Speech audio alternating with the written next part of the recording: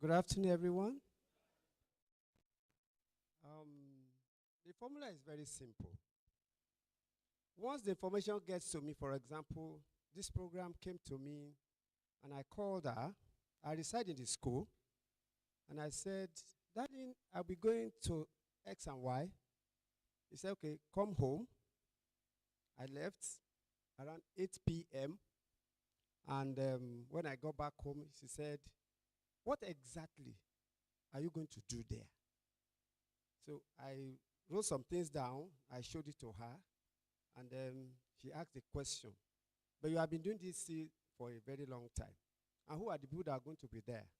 I said it is people will come from various parts of the country. And I'm going to be opportune to be one of them. So be on the lookout on the TV, you will get me there. So then I said, okay, are you sure? I said, yes, there's no problem. She said, okay, please make sure you don't get there late. I said, thank you. Thank you very much. You know, I love formulas and patterns. You can see a high degree of patience. She asked this question. She didn't stop there. She moved. She moved. She moved till she was convinced. What did he do? He got her buy-in. In a way, she's like those are children. Put this here. Why? But sit down there. Why? Explain. Sometimes we don't have that patience to explain. He has demonstrated that. The ability to give a response to ensure that the other party understands what is at stake and what is going on. If you have that in a relationship, whether it's a teacher, whether it's a parent or a counselor, you probably get the job done better. Because the other person will feel heard and seen. That is why we have major problems in relationships at homes. Because we are used to autocracy. You know those fathers of old, they will just tell you, because I am your father. You have no other reason. Those things no longer work. Ladies and gentlemen, I know and I guess that a lot of things will be popping up on your mind now. I want you to remember one thing. This course is not just about talking. We want you to begin to draw practical steps. We want you to begin to do the things you will recommend. It can be as simple as constant engagement. Sessions to help them to understand what they want to do.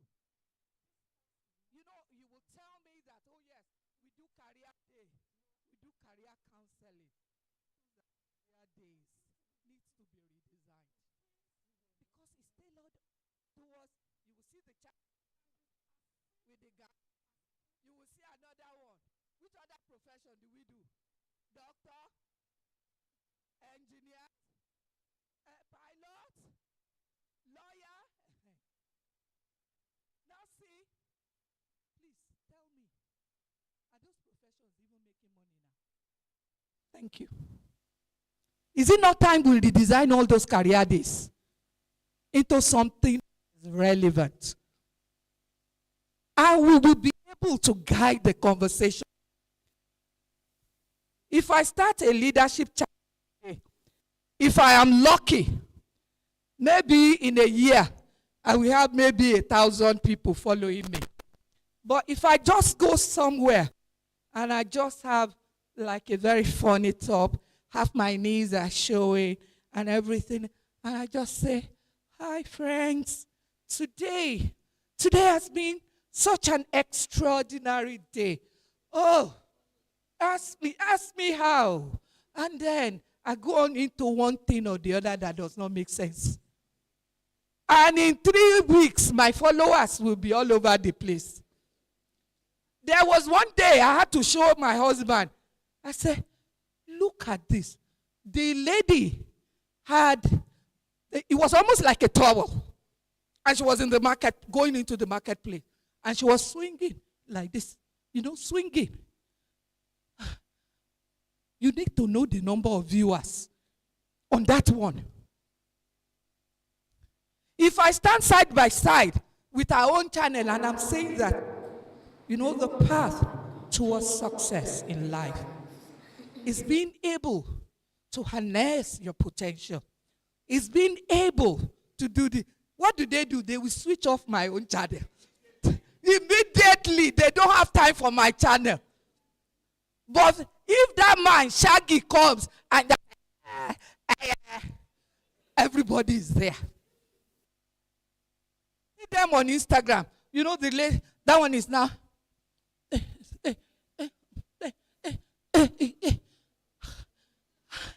And I will ask myself, what are they really saying? Exactly, and all that. If I just say today, I am going to be showing hotels where people can have illicit relationships without being recorded, I will become a millionaire. Or instanta. So, we now have content creators. We have all kinds of people that are breaking the banks. But unfortunately for us, we can't change the narrative because here we are training them to be professionals. What we know, that is who we are. That is why the narrative is being controlled by people who did not even go to school. Am I opening you up to some thinking? So our career thing must be different. If we're a Christian school, why not let us begin to engage in them creating content that will draw people to the Lord? Instead of them, lawyer, doctor, engineer, this. Doctors now, we almost feel sorry for them. Because how much are they earning? A content creator will buy a house 40 million today, 30 million tomorrow, smoke a bit of Igbo day after tomorrow. Exactly. So, but we can raise up a counter narrative through the children in our care. And I'm not supposed to be speaking, no. Oh Lord. Please, but am I making a bit of sense? Oh my God. The gent. Somebody that wanted to make it, please come. You wanted to say something, the lady in cream.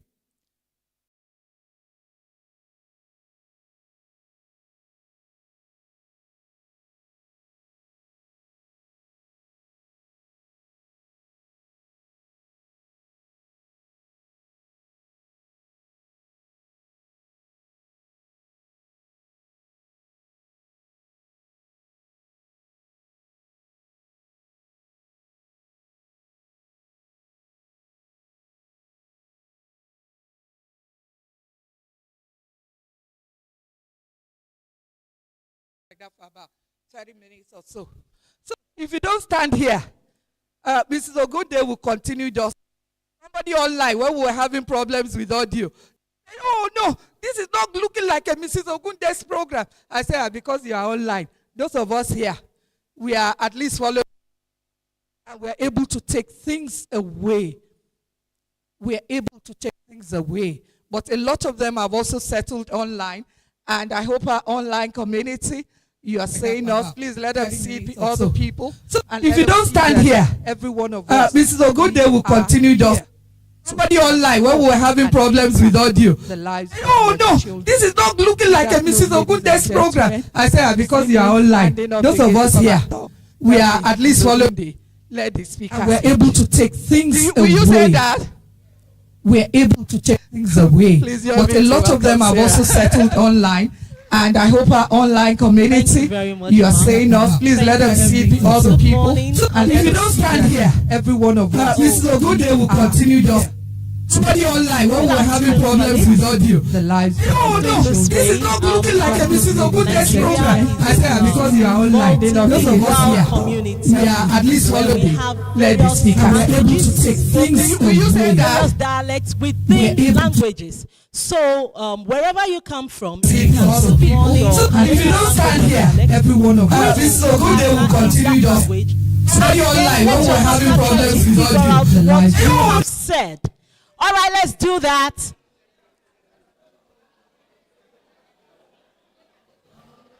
Okay.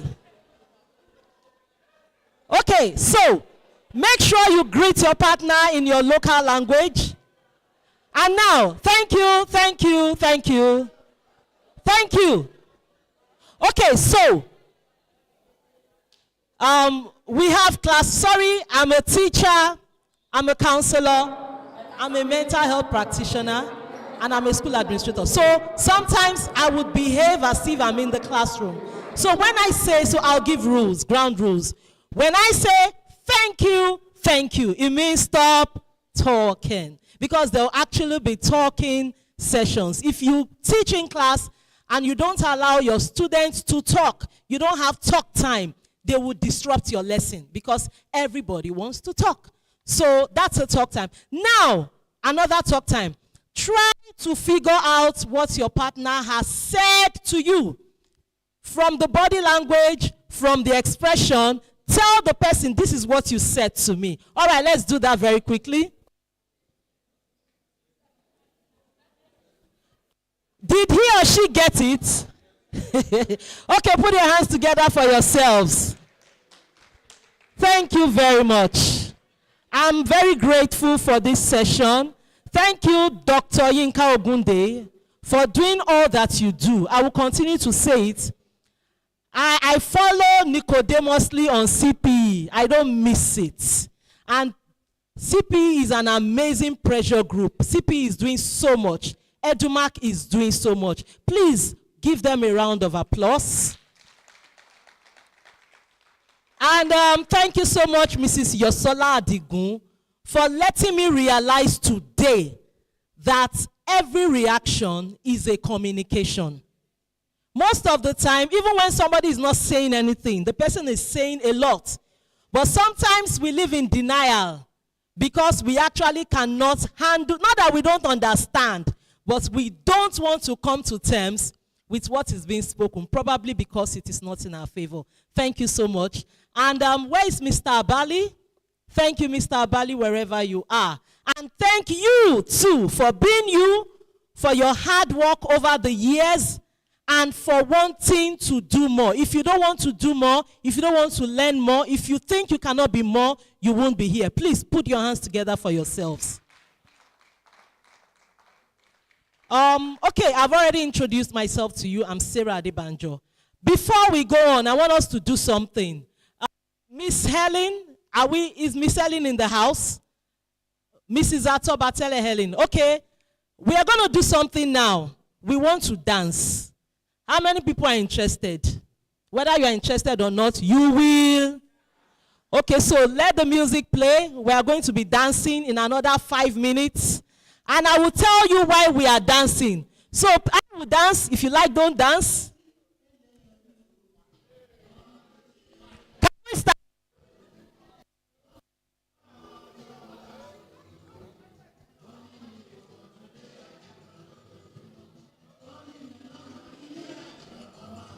I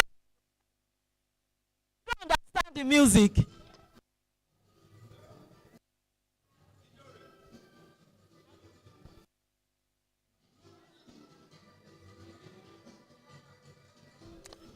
Ma.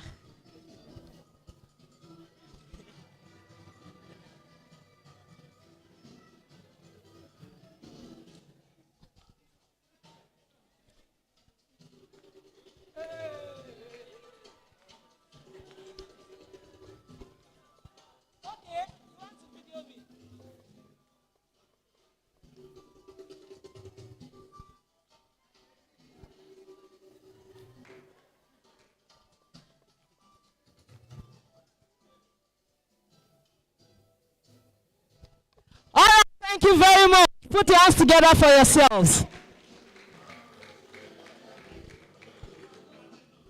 Thank you.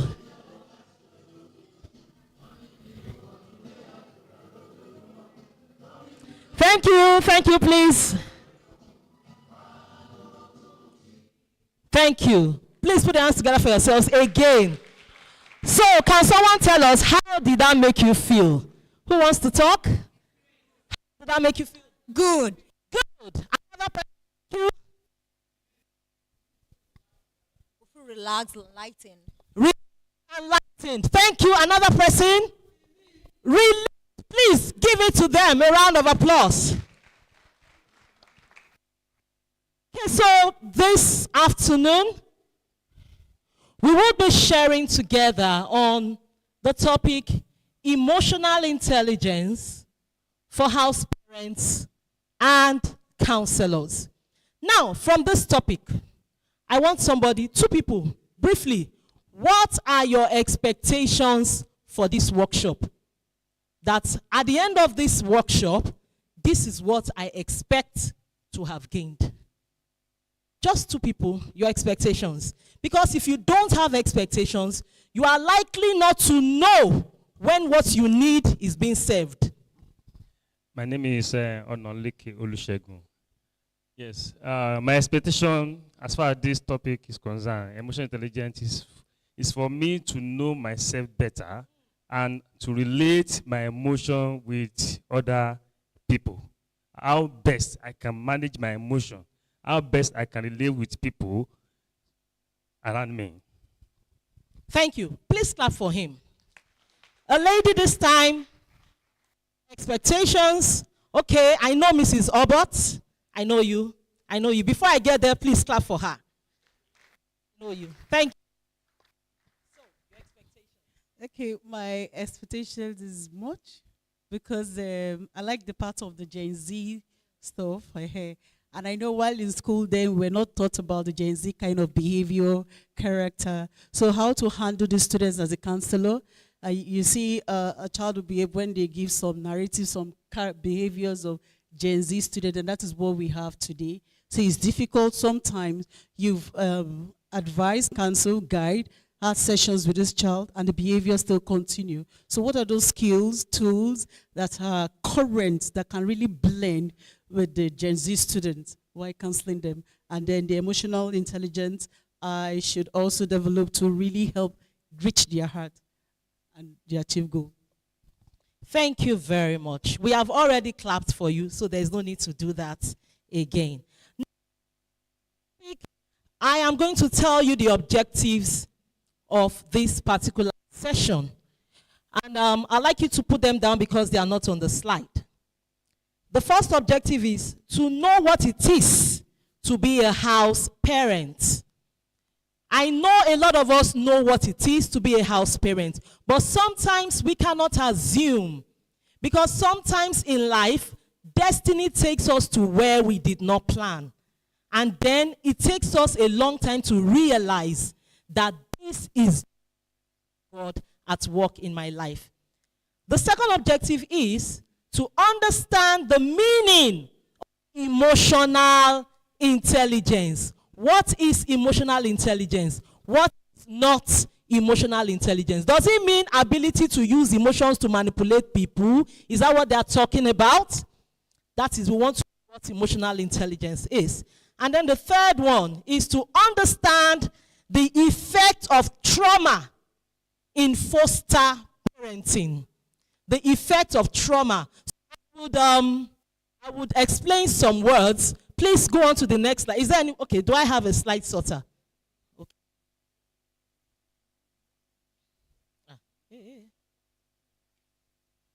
I'm not so good at this. All right, before I go on, I have with me my colleague, Miss Anne. She's here with me. We work together.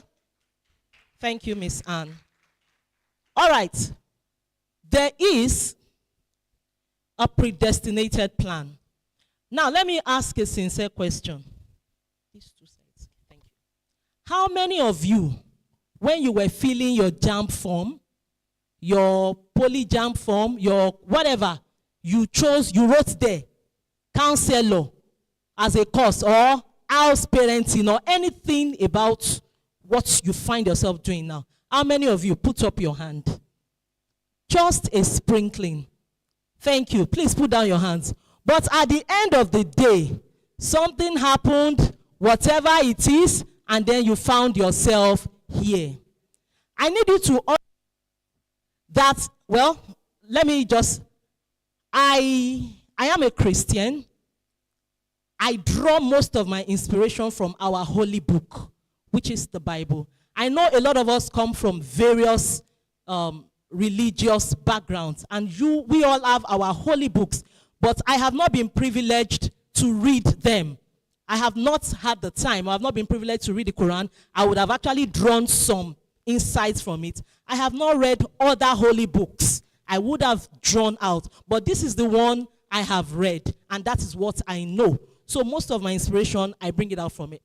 So if I talk mostly about from my religious perspective, please pardon me. It's just that's my exposure.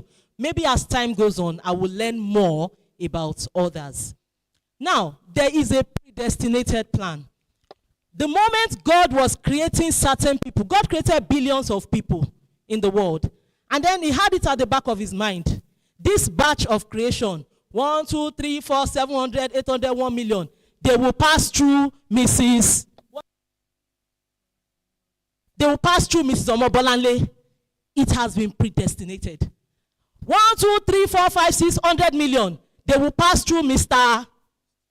Whether Mr. Austin and Mrs. Omobolanle like it or not, they will find themselves playing out that script written by divinity. So I'd like you to know, whatever are your thoughts, you are not here by accident.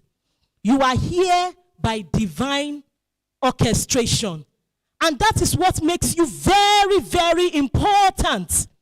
If there was no vital need for you, then probably the Creator would have found a way to take you out of the way, because he is not a waster. But you are here because there is a vital need for you. You might be temporary in their lives. They might not spend more than 3-4 years with you. They might be temporary in yours. You know them from Adam, but you met them in whatever school. But there is nothing temporary about the love or the lessons. It is forever. They carry it till whenever. Just like the story Mrs. Adigun was telling us about a teacher. I have a similar one, but I will not mention the name of the teacher now, because it was a terrible impact and it was a disgusting thing he did to me. I was in SS3. Yes, SS3. And for me, anything mathematics is always like Arabic and Mandarin. I don't understand. That's a story for another day, how I developed dyscalculia, because I developed it. That was not the way I was born. Anything about numbers just confuses me. And then we were having these after-school lessons then, that Lagos State government, I went to Ikotun High School. I finished from Ikotun High School, just down the road there. So Lagos State government introduced after school, maybe extramural, whatever. And there's this mathematics teacher who I will call Mr. XYZ. And the man faced the board and kept writing and talking to himself. He was writing and talking to himself. And, you know, students, we just got busy doing other things. And then the man turned back and his eyes fell on me. I don't know, maybe I had offended him before. And he brought out a very long cane. It wasn't the cane that pained me. He said something. He said, "You, girl of the school, you never amount to anything in life." And then he embarrassed me, hit me in the presence of, I was in SS3, there were SS2, SS1s there in that class, because it was like an after school class. And he said those words, "Stupid, you cannot amount to anything." Well, normally I let it go. Several years later, I met this man in redemption camp. I was married, I was a graduate. I even achieved, well, I think I had done my master's then. I hadn't achieved so much. At least I was still on the way, but at least I was not how he met me then. He did not know me. I knew him. And then I told my husband, wait, I want to go and meet that man. He said, what? I want to go and meet that man. And I went to him, I said, good afternoon, sir. You are Mr. XYZ. He said, yes, yes, yes, yes. I said, I know you in the Cotton High School. He said, yes. People were there, and I spoke loud. I said, you are the one that told me that I will not amount to anything good. And he looked at me. I said, yes, I'll tell you my name. I was the head girl, so and so and so set. He probably did not remember. But everybody there, it was a deafening silence. It was, in groups, redemption camp. And he said, I know I've taught many students. I think I remember you faintly. But whatever it is, I'm sorry. I said, well, I'm still amounting. I have not finished amounting. I just said I should show myself to you. So when your students and the students and children in your hostel see you in 10 years, 15 years, 20 years, what will they come to say to you? Because they are audacious, they will not hide it. They will say it. A moment of anger, he said that to me. It had effects in my mind, but I wouldn't go to that. But thank God for other saviors that I met that made me understand that there is more to me than meets the eyes. And I said, oh, I will amount to so much. So that is just it. Next slide, please. Oh, sorry, I'm the one.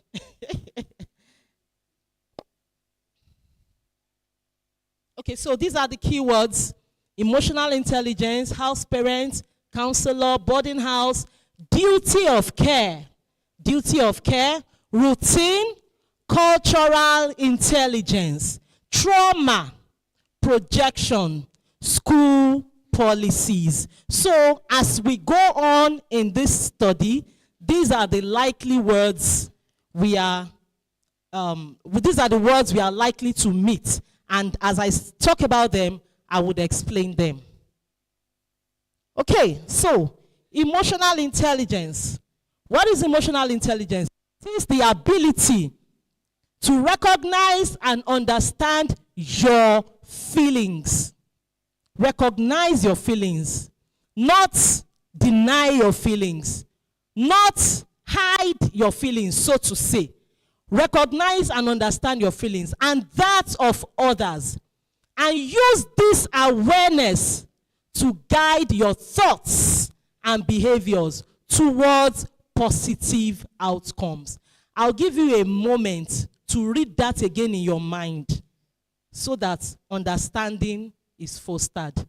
I'll give you a moment of silence to look at it again. And then the last phrase, towards positive outcomes.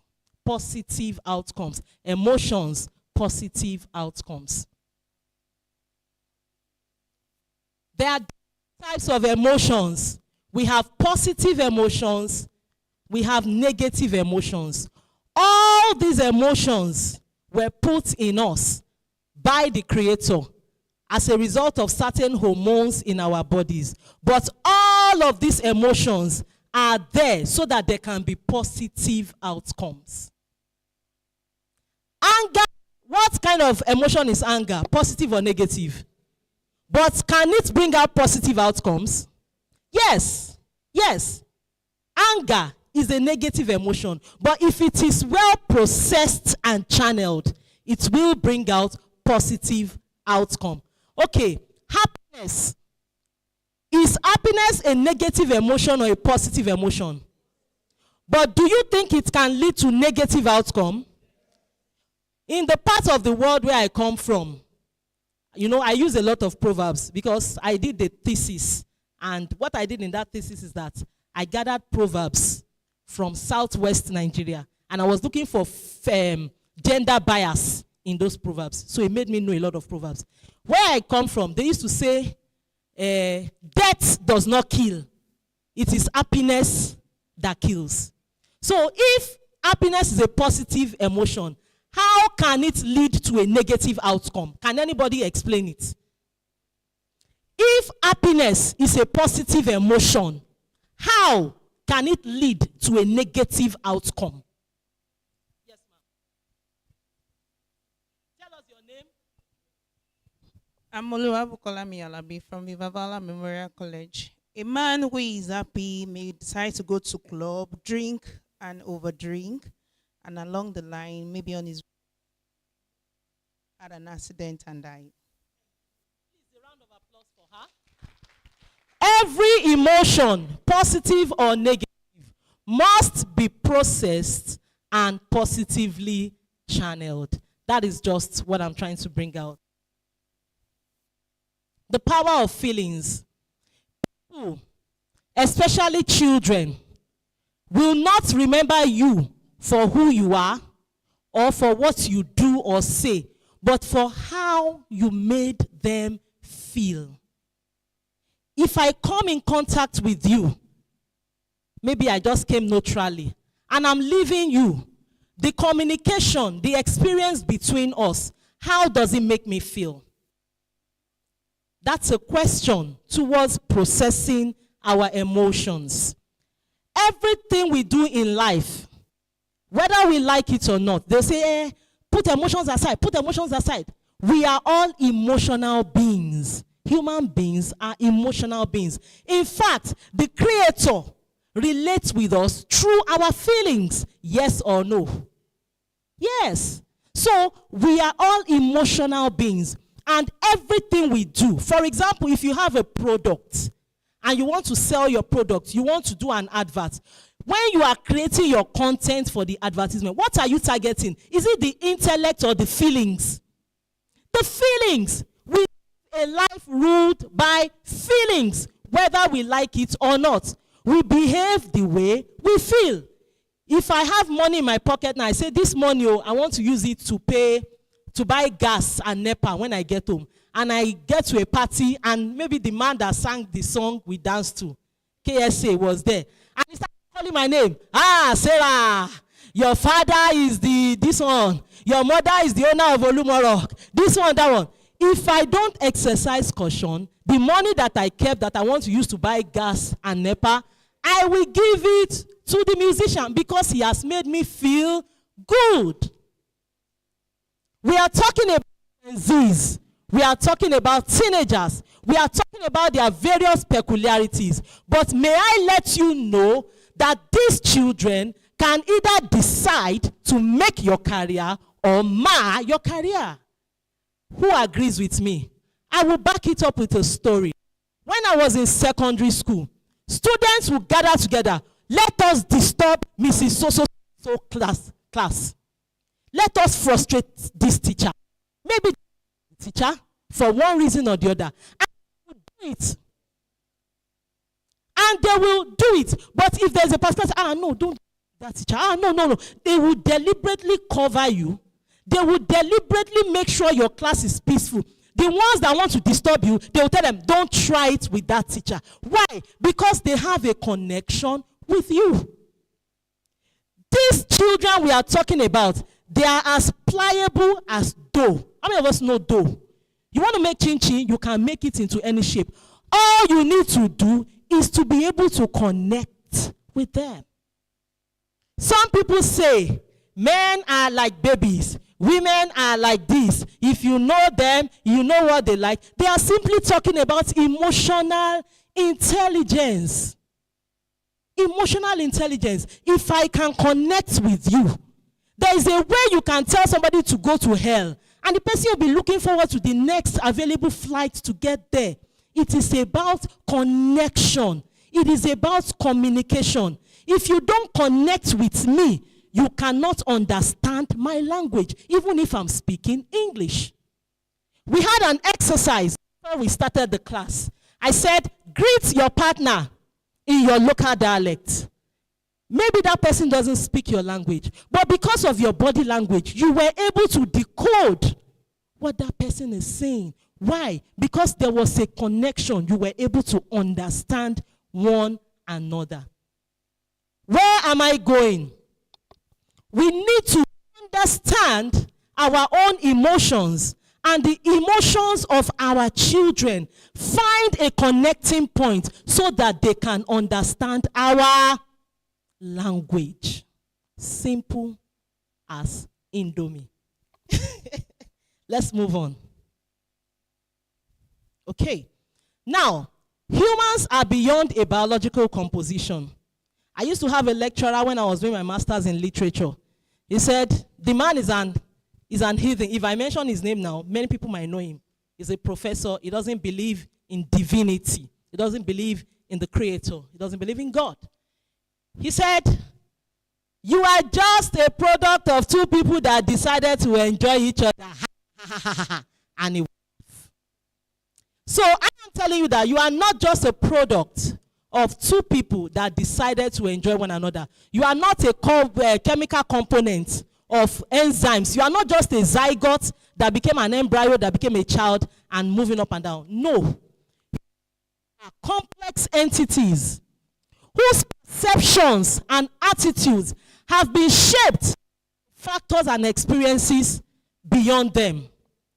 People act the way they do because of the things that they have been through.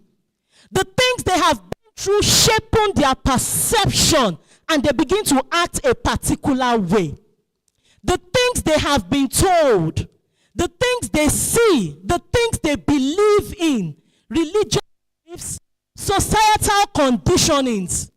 For example, we're just getting to a point, or maybe we've gotten to a point that more women are becoming aware of themselves and they can be independent and they can take up courses and ventures that they could not before. That is because in the past, women were conditioned to sit down and wait for a man or depend on a man for their basic needs, not go to school, just be there. That is societal conditioning. And so it will take a lot of reorientation for a woman to challenge herself and with or without a man, move forward and achieve her dreams in life. So that is the power of conditioning, societal conditioning. So people don't just act. People don't just do things. They do things because they have had some experiences, and those experiences have shaped their mind, and they begin to act in different ways. So if you have 30 children in your boarding house, 30 children in your class, you have societies. Just look at this. This is taken from this film. What's this film? Titanic. This picture was copied from Titanic. What sank that ship? Was it the iceberg that they could see or the one they could not see? The one they could not see. So human beings, I am Sarah standing in front of you, but with decades of good, bad, ugly sort of experiences that makes me who I am.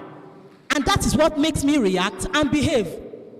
For example, if I see people who are promiscuous, people who want to go from one man to the other, I personally do not judge them.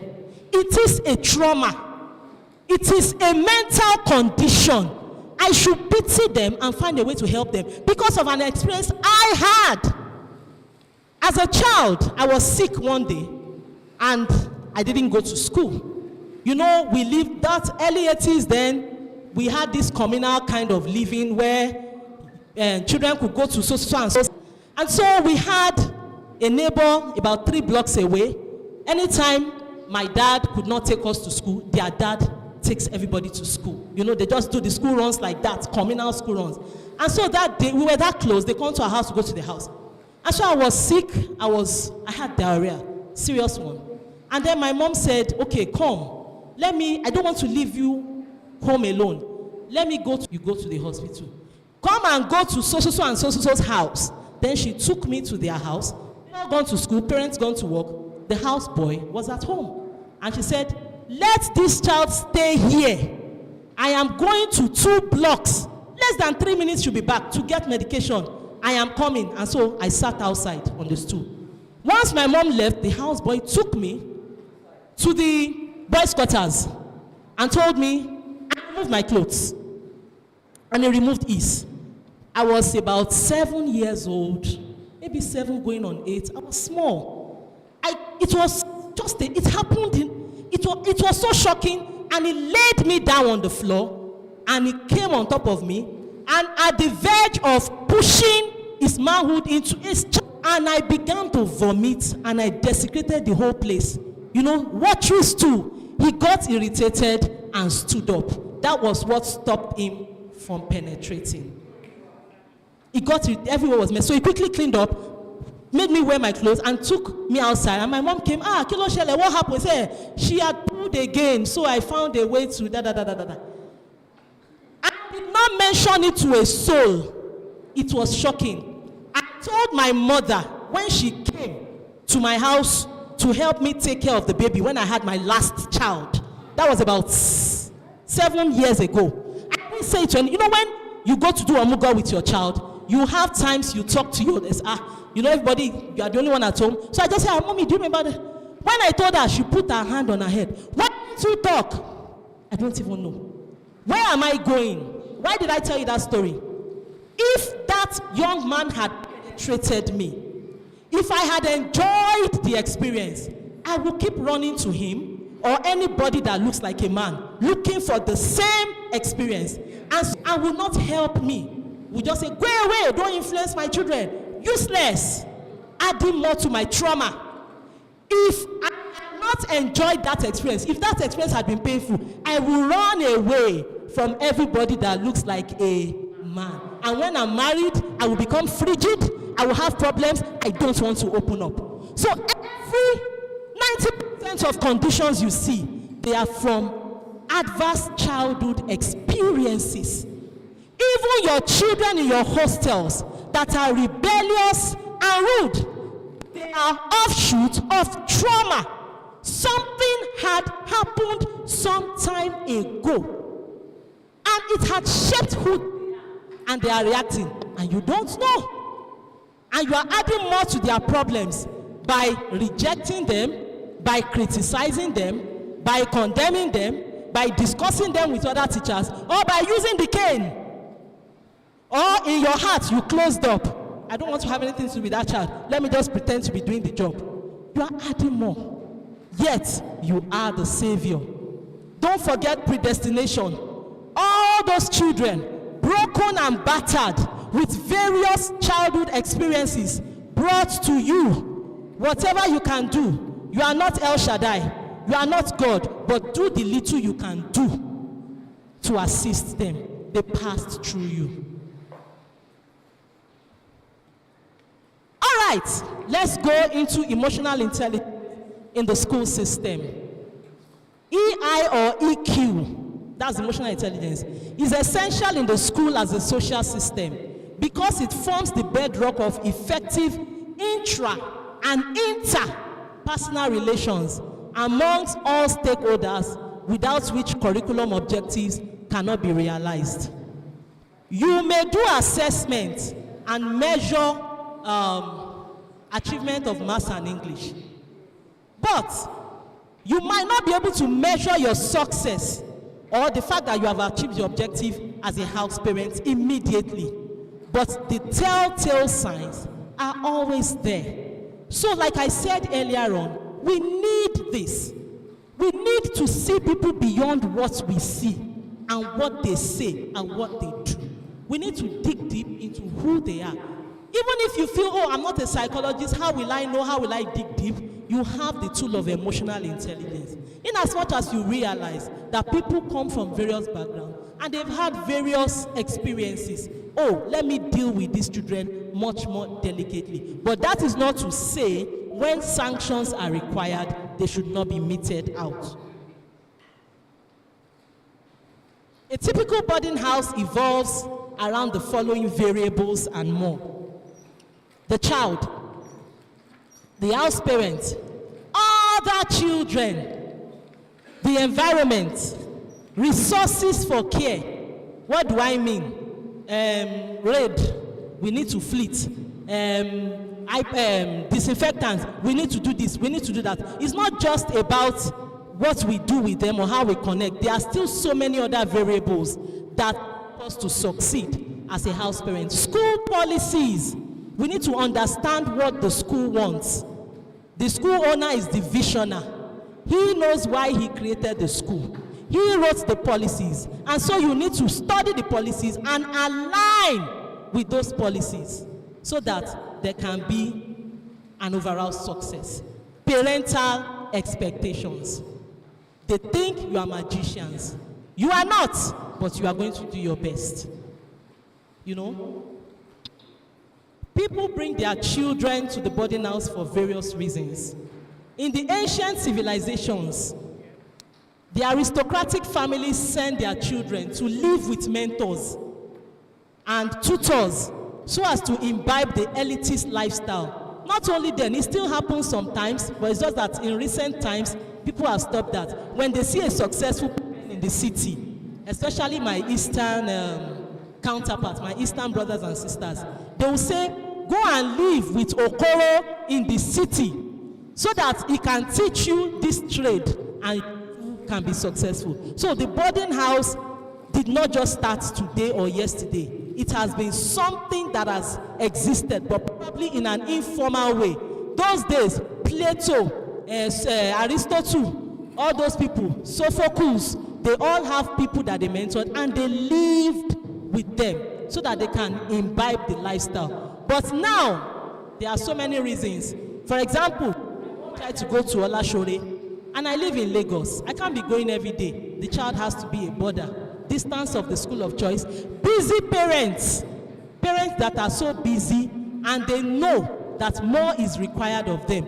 If I leave this child at home, I'm going to make a shipwreck of this child. Let me take the child to the magician, who is the boarding house master or mistress. Then clueless parents. Parents who do not know what to do. They have not been parented. In fact, we have a generation of people who are parents who were not parented properly. Children becoming parents. Gen Z parents. So, you know, we have a big situation in our hands, and God will help us by the grace of God. Parents who are clueless, they know they don't know, and they feel, what can I do? Then they take the child to the boarding house. Because in those days, there are these schools, federal schools, unity schools, and many of those schools were fully boarding. And the reason why they are fully boarding is because it is not only the hardcore curriculum that the child needs. The child also needs the hidden curriculum, what we call soft skills now. So in those days, they believe that children who go to boarding house, they are better organized, they are more independent, they are more sociable, they are neater, they perform better than children who come from home. They believe that the children who come from home, they are spoiled or distracted, because the boarding house has a regulated system. They have a routine, and so all of this helps the child to achieve the curriculum aims. Bereavement. I worked in a school in Lekki some years ago, and I worked as primary 5 class teacher. And in that class, there's a child lost a small girl. And then the father was to take another wife. And the father brought her to school and said, I want these children, 2 of them, her and her brother, to be in the boarding house. Why? They just lost their mom, and I don't know if they will bond well with the woman I have chosen. And so they were in the boarding house. So that's another way that's another class of children. They are going through grief, and then they come to a new environment. They have to begin to adapt. So many reasons. Homes that are not conducive for children. Some people know with their lifestyle they cannot raise children, and so they know that then they bring the children to school, and they say during holidays they can just be at home, but at least let them be raised in school. So this is, but thank you. But if you look around us today, do you think these objectives or reasons for taking children to the boarding house are being realized? Think about it. Think about it. There might not be yes or no answer. Are they being realized when we have the cases like we had in Dowen School, where a child was up until the point of death? Those are the problems. Are they being realized where people come out to openly confess that they had their first homosexual contact as students in the dormitories? Are these objectives realized when children come out of the boarding house and they become drug addicts? So these are the problems facing us. And these are the issues and the challenges that we as saviors need to rise to the occasion to find what to do and tackle. Hence, the purpose of emotional intelligence.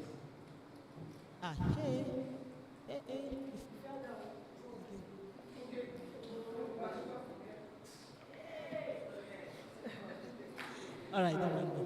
Okay, so from all these variables that we have talked about, we mentioned the child. I want us to look at the child. Children in the boarding house. What are the ages of these children generally? I want responses. What are the ages? Mostly secondary school. What are their ages? 10 to 16. Okay, so what are the peculiarities of this age? Forget about the generation we are in now. I know we have the Alpha generation and the Gen Zs now. But even when you were this age, what were your peculiarities? What were the peculiarities? Response?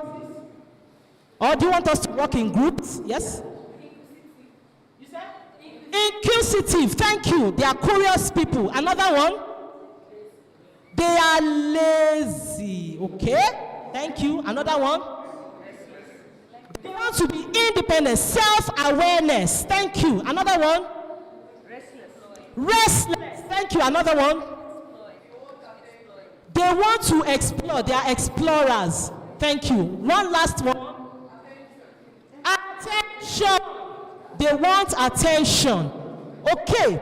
So apart from all these generic attributes of a teenager, let's go to the specifics. Coupled with all of the complexities of being a teenager, some of them have specific backgrounds, specific issues. Some of them are traumatized from home. Some have health challenges, asthmatic, dealing with various sicknesses. Some have low self-esteem because of the kind of home they are coming from. Some of them they have special needs. You have autistic children in your hostels. You have one. Yeah, we have neurodivergent children, children with specific traumas, children with the complexities of being a teenager. Okay, so I'll come to this last one later. So these and many more are peculiarities of your customer. Permit me to call them your customer because they are your customer. Okay. So, I'd like us to do something very quickly. This is meant to be a group discussion. I don't know how we want to share ourselves into groups, but let's make it a table discussion. So I think there are about 3 people on a table. So I need to work with the people on your table, because if we say we should share ourselves into group now, we're going to scatter this place and it will take time. So people on your table, just come together. Try to work on these questions. Personal issues. Now they also now live in a digital age. Now they also now live in a digital age with all the whole world at their fingertips. What are the challenges that may be associated with working with them? And then recommend a strategy to resolve one. Start now. You have 7 minutes. Any table that is not doing anything, I'll call you out. Mrs. Adigun, do you still have gifts? Do you still have gifts? Okay. If your table is not working, okay, I will call you out. Answer the question. I will call on any group to present. Get ready to present your findings.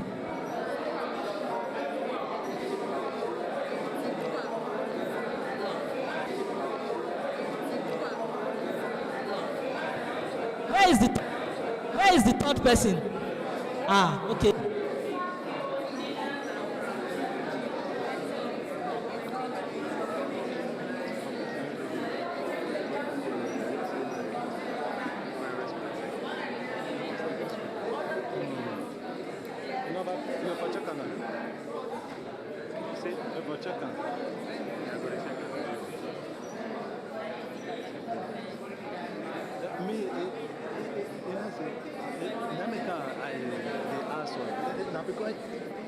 Sir, where's your...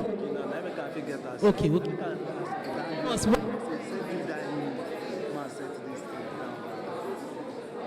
Most of my system already audio straight without no stress. 2 minutes. Go.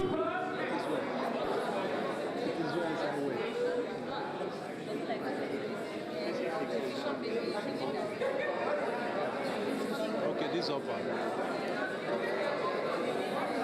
I don't do records here. Online,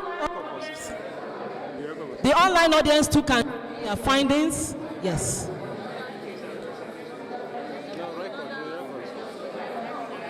No, leave this one for white. Because now which I they do with the camera down and the record.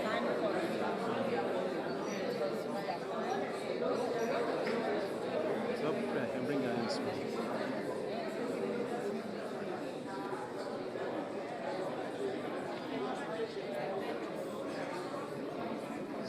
We have 3 minutes to go.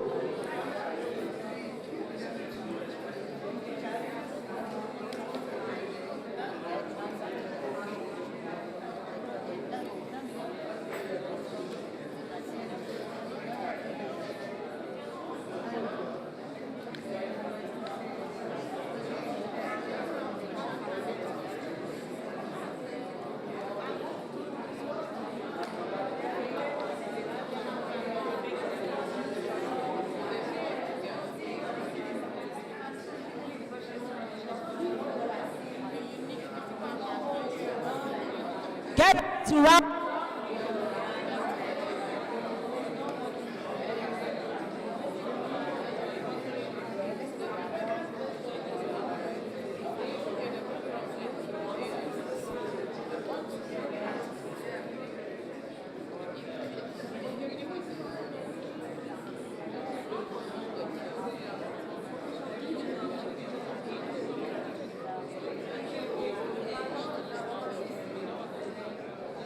One minute left.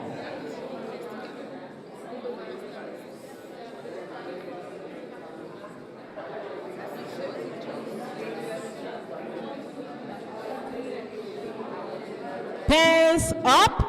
Thank you. Thank you very much. Okay, so we're going to have presentations. Every group cannot present because we have lots and lots of groups. So what we'll do, each presenter will speak for 2 minutes only. We'll have 3 presenters. So if you are confident, if you want to present, the first 3 that get here. Okay, maybe I'll just call people then. If you want to present, come out. Just 3, no, you're on that group. You can't present, only one person. There's one, yes, we have three people. Thank you, and then we will take one online participant. We'll read one online participant. Okay, so the presenters have 2 minutes each to speak. Let's stop talking. Thank you, so that we can listen to what they have to say. So who bells the cat? The man, the gentleman. Yeah, I thought it was ladies first. Are we flipping it? It's not money matter, so you can start. Okay, it's not okay, good afternoon, everyone. Okay, me and my colleague came up with this for pre-teens. Sorry, hold on. Some of us are not listening. Please, can we listen so that it can be worthwhile, so that we can gain? Thank you. I know you are engrossed in your work, but you can always have time to do that later. Thank you. Okay, we have one more person, and after her, that's all. Okay, so let's have it. Okay, for the first question, who are preteens and teenagers? We categorize preteens as between 10 and 12, and teens as 13 to 16, given that teen starts from 13. Okay, to 19. Okay. So thank you for adding that to our own. So what peculiarities do preteens and teenagers possess? As we outlined, they are very curious, ask a lot of questions, want to be independent, hyperactive, and attention-seeking. Then what challenges may be associated with working with teenagers who live in the digital and AI age? We said short attention span, too focused on their appearance. So because now, my colleague, we had 2 different ideas about this. He said some of them want to bath 4 times a day. In my own opinion, some of them don't even want to bath at all. So those are the 2 different parts. Then, too dependent on technology for entertainment and education. There's something we both agreed on: poor writing and speaking skills. We are about to write the last one when our pens were told to go up. Good afternoon. You haven't answered all the questions. You didn't recommend a strategy to resolve. Oh, okay. Thank My you. own is somehow similar to his own, but because of our time. Teen, from 10 to 12. I mean, the teenager is 13 to 19. And what peculiarities do pre-teenage and the teenager possess? Attention seekers, inquisitive, restlessness, and then teenager independent. They are social. They want to relate with everyone. They want to exploit too. And then what challenges may be associated with working with teenagers? Okay, the challenges is they want to have their ways. They want to ask questions why they should do something. So they don't want to obey instruction immediately. And then recommend a strategy to resolve one of the challenges. We should listen to them. We should understand them. We should not use force, but love. Thank you. Did we clap for the gentleman that presented? Please, let's clap, double clap for him and for her. She said we should not use force. You don't have to take a scissors and chop off the hair of undergraduates. It doesn't have to get to that. So thank you. All right, thank you. Okay, my name is Shadia Deboali. Okay, the first one is who are preteens and teenagers. We place preteens we started from 9 to 12, okay, because we have those children in our schools. And then from 13 to 19. All right, first of all, we said preteens are lazy, all right, mostly. That's the problem. Restless, inquisitive, attention seekers, peer influence, all right, and pressure. And for teens, we went to freedom. They want to be free. Self-awareness, they are defensive, okay, and decision makers and peer pressure too. So for digitals, that's for number 3. Okay, too much screen time, all right, too much screen time. They're not so time conscious, but they spend more time online, so on the screen, so they're not critical thinkers because they believe in quick answers, quick fix because of ChatGPT and other things. So not so good with memory, learning things fast, like written things, physical written things, all right? So looking at that, seeing that they are familiar with gadgets and devices, I believe the solution, we can recommend them creating educative content to help them. Like there's a child in my school right now. I noticed that he's so young, very intelligent, but he loves to talk. That's why when he said they don't know how to talk very well, many of them, some of them can actually talk. Yes, it's a personal thing. So he can talk very well. Now he's creating contents that are actually educative. So we can actually get them to create contents that are educative, and they are also innovative thinkers. If you put them in a place, give them an activity and tell them to think and create something new where you take everything out, they will use it even better than you when you give them the gadget later on. Thank you. Thank you. Please put your hands together for her. Good afternoon, everyone. I am Vivian Okekiola. Yes, for the first question, who are preteens and teenagers? Yes, we categorize preteens to be from the ages 10 to 12, and then for the teenagers from 13 to 19. Then what peculiarities do the preteens and the teenagers have? We said they are strong-willed. Yes, they are strong-willed. What they want to do most of the time, they want to do it and see the end result first before getting to know, okay, I wasn't supposed to do this thing at the first instance. Another one is inquisitiveness. They want to ask questions. Why, and why? All right, naivety sometimes plays out in their character. Explorative, they want to explore. Yes, and then we mentioned experimental. Yes, they want to experiment, get to know, yes, see things and do new things. Then for the next question, what challenges may be associated with working with them? We said one could be inability to work at their speed based on their exposure. Yes, because they are exposed to a lot of things due to the digital world that some of us might not be exposed to or are trying to get exposed to such things. So most of the time you see that they are faster you know, and sometimes we may try to, you know, we are trying to catch up with them. Yes, and another one is the fact that they are inquisitive and wanting to ask so many questions, and if one is not patient enough to, you know, listen to them, one may get, why are you asking too many questions? So that's a challenge there. But number 4, recommend we mentioned just 2 anyway. All right, then the next one, recommend a strategy to resolve one of these challenges. Yes, we said instead of adopting the ruler's method, adopt the guider's method. Guide them, you know, not wanting to lord over them. Okay, you must do this, you must do that. Okay, if they have an idea, okay, let's see your idea. Why not do it this way? Why not do it that way? It goes a long way to help them, you know, bring out the best in them and give them fair hearing. Listen to them. You know, you might even learn from them too. So those are the things that we were able to write. Thank you. Please put your hands together. So let's. So quite a number of them commented, identified preteens and teenagers. And then on challenges, a lot of what we have all said here in terms of being confrontational, audacious, willful and entitled. And then they said the strategy they will recommend is explain the consequences of their actions to them using their negative role model.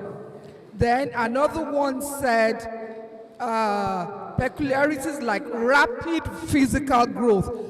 Some of them that just pump up, heightened focus on peer acceptance, increased risk-taking behavior. And in terms of strategy, they said to resolve challenges faced when working with teenagers is to foster face-to-face interaction with them and communicate with them effectively. So that's from our online audience. Thank you. Please for our online participants. Everything we said, there is no wrong answer there. They are all facts and figures that we are faced with every day. But now that brings me to the last one, recommend a strategy to resolve one of the challenges. You know, 3 people mentioned the fact that teenagers are lazy. And then the last person that spoke mentioned something about in resolving the challenges, not using force, but guiding them and probably explaining the consequences of their actions to them. But when you say a child is lazy, what's the meaning of that concept, lazy? To me, laziness means I don't want to get involved. I don't want to do anything. I don't want to take responsibility. So when a child is lazy, the child, it might affect the physical appearance of the child because he will not clean up. It might affect the environment. He will not make his bed. He will not clean his shoes. He will not, you said, academics. So this problem of laziness, we need to trash it today. We need to find a way, even if we can't solve it 100%, at least to a large extent. By the time we go back, if we identify 1 or 2 lazy students, we need to be able to make a change. So I want somebody to make a recommendation that when a child is lazy, what can be done to help that child? Because when you say laziness, it's 0. That's gross irresponsibility. And when you don't take responsibility, nothing will be done. Even if the whole world is spinning round, if you don't help yourself, if you don't lift a finger, nothing will be done. So I need someone to say something on how we can assist lazy children. I need somebody that has not said anything before now, please. If there is nobody, okay, then, oh, this is gentleman. Gentleman, please.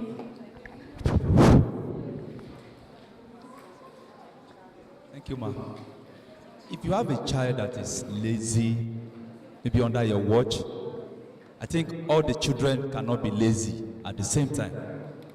And I heard this saying from somebody that if you have a car that the engine is bad, it's knocked down, and you tie it to a new car, and the new car has to pull the old car, both of them will arrive at the same destination at the same time. I think what will help us, most of the times we can pair these children together and look for somebody who is very active in that room, in that hostel, then you attach him to that child that is excessively lazy. Oh, watch what this boy is doing. I want you to behave the same way he is also behaving. And one of the challenges that I've come to realize also is that if I, as a hostel parent, is not lazy, I don't think my child should be lazy. My children should act like me. Most of the times we struggle with them. Sometimes we may not get to that point. If not, if I am agile, I'm smart, and you are watching me doing this, I see no reason why you want to. Whom are you trying to imitate? Though we have them in some areas. But when we attach them to children that are very smart and they know what they are doing, give them time. I think they are going to change. Madam, I hope you will still get a chance to say something, but because of our time, please. Okay, he just said that body pairing, that is appointing for them. And I think when we were in secondary school, there was something similar. They call it school mother, school father. I don't know if it still operates now. But that, when you are appointing them, when you are appointing bodies, that you have to be very careful. Yes, you have to pair them with bodies, very careful, and you need to be on top of it. Like you said, you yourself, you need to be on your toes. There is an act that says, both the cocoa farmer, the person that is drying the cocoa, they will dry together. You know how you can say and you be in the shed, you will be there. So if the children are lazy, it is a call back on us that we need to be on our toes. Personally, I believe that house parenting should be a job. It shouldn't be a job that only one person or two people will do. I don't know if there are school owners here. There should be somebody not sleeping at night that goes round every probably hour or 2 hours to check who is sleeping, who is not sleeping, who is doing what, where. And then there must be somebody during the day. So if you are a school owner here, that's my recommendation to you. House parenting should run in shifts. Not one person doing 24 hours. It cannot work. It won't work. Because you see, this, thank you, can we have one house? These children are smarter than you. You will say you have done light out. In your mind, they're light out. I'm the housemaster, I'm going to sleep. They've just started. So that brings me to the next variable. The cocoa dryer or cocoa farmer himself. And that is who? The house parents or counselor. For now, let's leave the child alone. Let's come to the house parents, the cocoa farmer that is drying the cocoa, and he himself too will get dried. If you are not ready to get dried, go and resign, because it is a lot of work. Like I said yesterday, we are foster parents. If you don't have a large heart, you cannot mother another woman's child. If you don't have a large heart, you cannot father another man's child. If you are the type that says, I have my own children, they did not kill me, let another person's children not come and kill me, I'm sorry, you probably may be on the wrong job. So let me put this caveat there now. As we are going back to school, if you don't want to get dry, start preparing another career path for because you will get, but at the end of the day, you will get wet again. Because teacher's reward is no longer in, it starts here. As you are raising other people's children, do you think the Creator is wicked or not compassionate? You too have your children and they will not be with you forever. And if you sow the wind, what will you reap? You reap the whirlwind. Your children will go to Canada, to London, they will not be with you forever. So whatever you want to see in your children, please try to deposit it in the life of your foster children. The house parent is an individual saddled with the responsibility of ensuring the overall well-being. Somebody say overall. Use your hand. Right, do like this, overall. So that when you are moving your body, you will remember that something happened. Overall. Ensuring the overall well-being of a child in his or her care within the school system, which includes the child's physical well-being. The child's physical well-being. Every child should eat. Every child under your care. And you know them. These children are picky. Mrs. Afia, don't you know them? They were picky. On the day of beans, they will waste it. And they need these beans. Because if you don't find a way to collaborate with the caterers in the kitchen, to make sure they make the beans in the way they will eat, by the time the lack of beans is working in their brain, it will get to you. Because every nutrient finds a way to feed the brain, the hormones, their emotional well-being. If they are happy, they will give you rest of mind. But if they are not happy, they will implicate you. Trust teenagers. If they want to make you, they will make you. If they want to destroy your career, they will just lie against you, cook up one thing. We know now, this is the big girl. Don't we know? They can just cook up a story and say, Mr. Lagbaja, Mr. Tamedu said or did this. Personal development. How organized are they? I remember that my father sent me to a boarding house when I was 9 years old. Secondary school, somewhere in Ilaro. He did not do any findings about that school. One of his girlfriends had children there. And so he said, oh, I have heard this school is good. Go there. And I went there without any preparation. I was so disorganized because I was not prepared. He picked me from first term primary 6. I didn't have no tutoring, no orientation, nothing. That when you get to, no, of course, when I was going, my mother called me and sat me down. When you get there, this and that. But I was not prepared. My mind was not prepared. And so when I got there, for the first 1 or 2 weeks, all my pants went missing. Because in my house then, we didn't know that when you wash your underwears, there's a way you keep them. It is our house, our bedroom. I was not organized. That's what I was saying. For the first 2 weeks, all the pants I took to school, they got missing. So after my parent came, my mom came, I said, what happened? I said, I don't know. I put it here. I didn't know that you don't put your things anyhow. Notebooks, I was disorganized. So these children, their personal development is in your hands. Some of them, it's not as if they are not brilliant. It's not as if they are not intelligent, but they are not organized. They misplace their notebooks. They misplace their shirts. That's why they say, even if you write their name, you will find the tie somewhere. So all of these things, and these are life skills, soft skills that children need to develop. And the reason why they brought them to you is because the parents know that you are the one, you, daddy, you are the one that can do it. They cannot do it. So, then their spiritual well-being. We need to let children understand that beyond the physical, we have a metaphysical life. And behind every physical thing, there is a spiritual. So, whatever religion they come from, encourage the children to get closer to God. I don't know what your school policy is. Some schools do devotion. Islamic schools do devotion. Christian schools do devotion.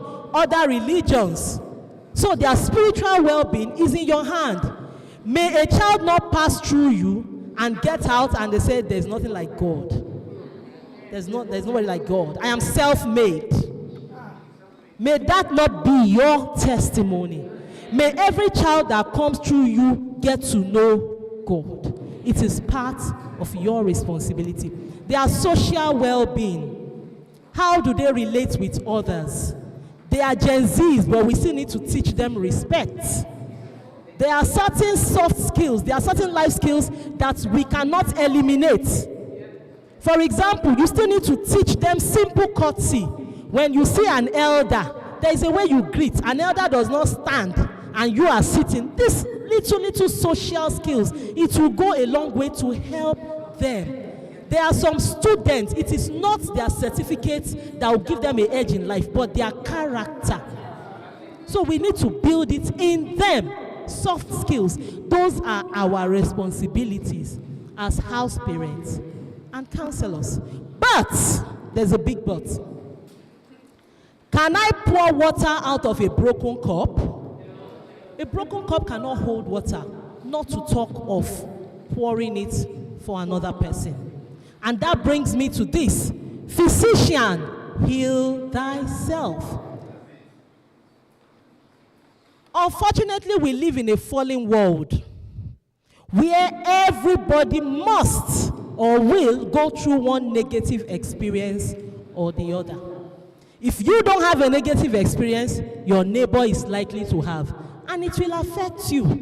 And all of these things shape who we become or who we are. I'm so sorry, life happens. Some of us might have gone through a divorce. Some might be going through depression. Some, even your own biological children, they probably are not doing well. And you are not happy. A lot of us have some ACEs that we have not gotten over, adverse childhood experiences, and they have grown with us. They have grown with us. Broken children grow up to become broken adults if nobody finds them to mend them along the way. Don't forget that you were once a child. Some of us have been raped before. Some of us have been abused. We grew fine, but those things, the effect of all of those things have become a trauma in our lives. What is trauma?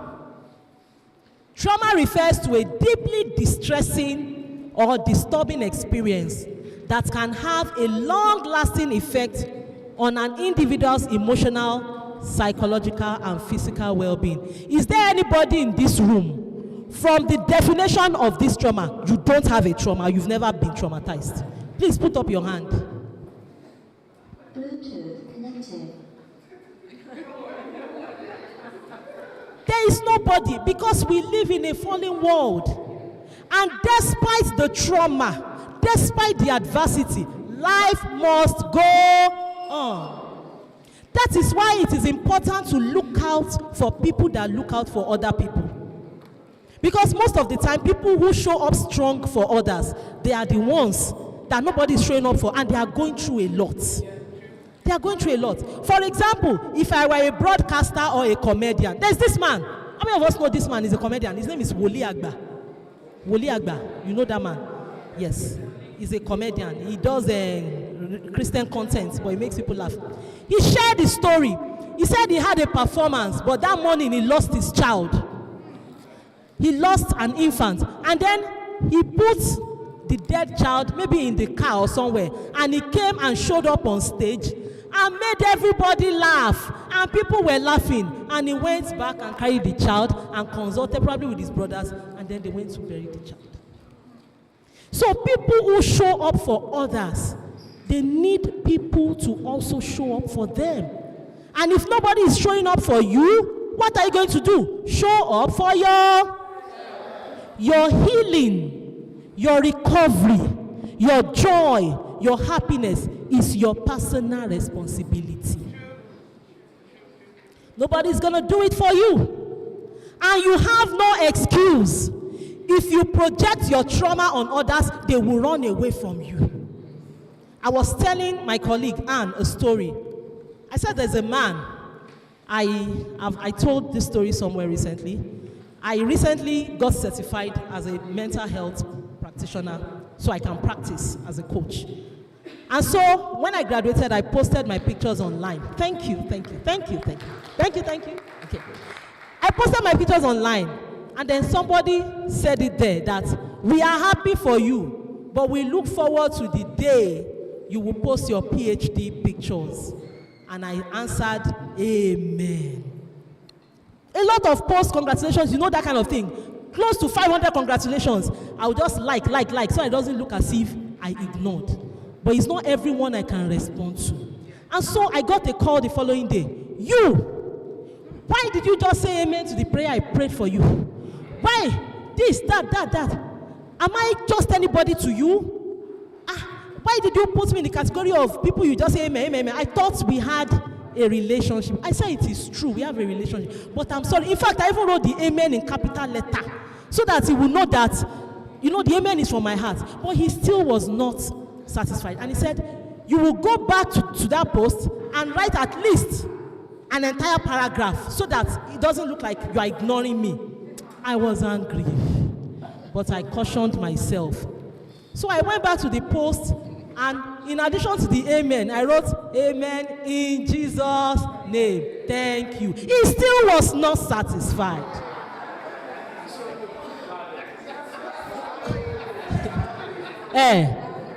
What did I do? I stopped being angry. I said, this is trauma. That person, if you ask him, he has experienced some rejections in the past. So anytime anybody doesn't give him extra attention, he feels this is the rejection coming again. And so he stands and becomes defensive. But it is only people who are mentally inclined and emotionally inclined that will understand that it's trauma. Every other person, what will they do? They won't call him again. They won't go to him. Everybody will keep their distance. If you don't recognize your point of pain and deal with it, you will discover that you will lose people. People will just walk away. And many a times they will not tell you why. You just discover that they are and that is the same way it is with students. There are some students that they have made up they have closed their mind on certain teachers. That there's nothing you can tell me. That because you have projected your personal pain on them and you have broken the bridge, you have burnt the bridge, there's no connection. Types of trauma. Many of us have gone through physical abuse, emotional abuse, sexual abuse, neglect, natural disasters. Imagine someone coming from a war zone where people are killed and maimed in his presence. That person cannot be normal again. No, mommy, am I not saying? You have seen a place where people are chopped in your presence. You have become dehumanized. Before you know it, it becomes normal. It becomes people who lived in Liberia during the war. That is why, don't let me say this online, so South Africans don't come for me. Let me be careful. Violence, natural disasters, rejection, a lot of trauma, and more that may not be captured here. Unhealed traumas produce more trauma, whether you like it or not. It's like, how many of us biology, meiosis, you remember your meiosis? Meiosis, when cells split, they produce more, 4 daughter cells, meiosis and mitosis. They keep producing. You cannot raise a straight child in a bent position. Most likely, the kind of children you will raise will look like you, will be like you, because you are not any better. You will raise them with what you have in you. If you don't deal with your past, it will deal ruthlessly with you. Some teachers in the past have abused students sexually. Some have abused them physically. What can you say about a teacher? How old was that boy? How old is that boy? That Ikorodu boy. How old is that boy? 4-year-old. 6. Slapping the boy. Bah, bah. A small boy. If not that something is wrong. I'm not saying it insultively. I'm saying it constructively. Something is wrong upstairs with that teacher. A lot of us, including me, I'm not insulting you, I'm sorry. Something needs to become right in certain parts of us. There was a day I didn't know that I was sick. It was my behavior that made me know. I got home, something I would easily overlook and do myself. I took out belts and I used the iron part. I began to hit my children. I didn't know that I was stressed up. I didn't know. I said, who did this? Who did this? Why didn't you go and pack clothes from downstairs? Why did you allow it to rain? And I brought belts. Fight. I had finished doing it and I said, I was telling myself, no, it's true. Later, 2 days later, I was having a headache and I checked and I saw that I had malaria. I said, about joke. No, it's true. Many things we do it because something is wrong with us.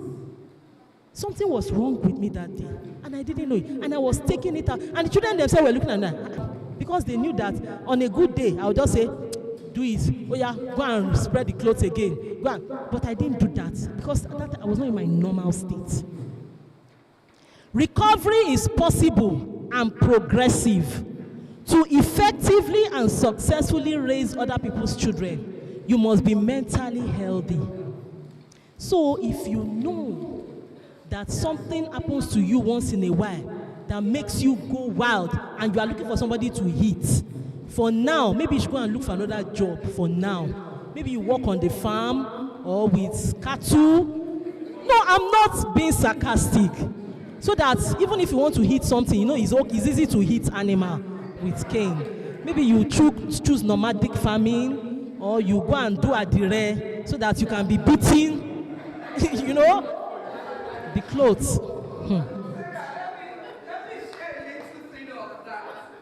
John Maxwell was talking about something one day, and he said, he actually started life as a pastor.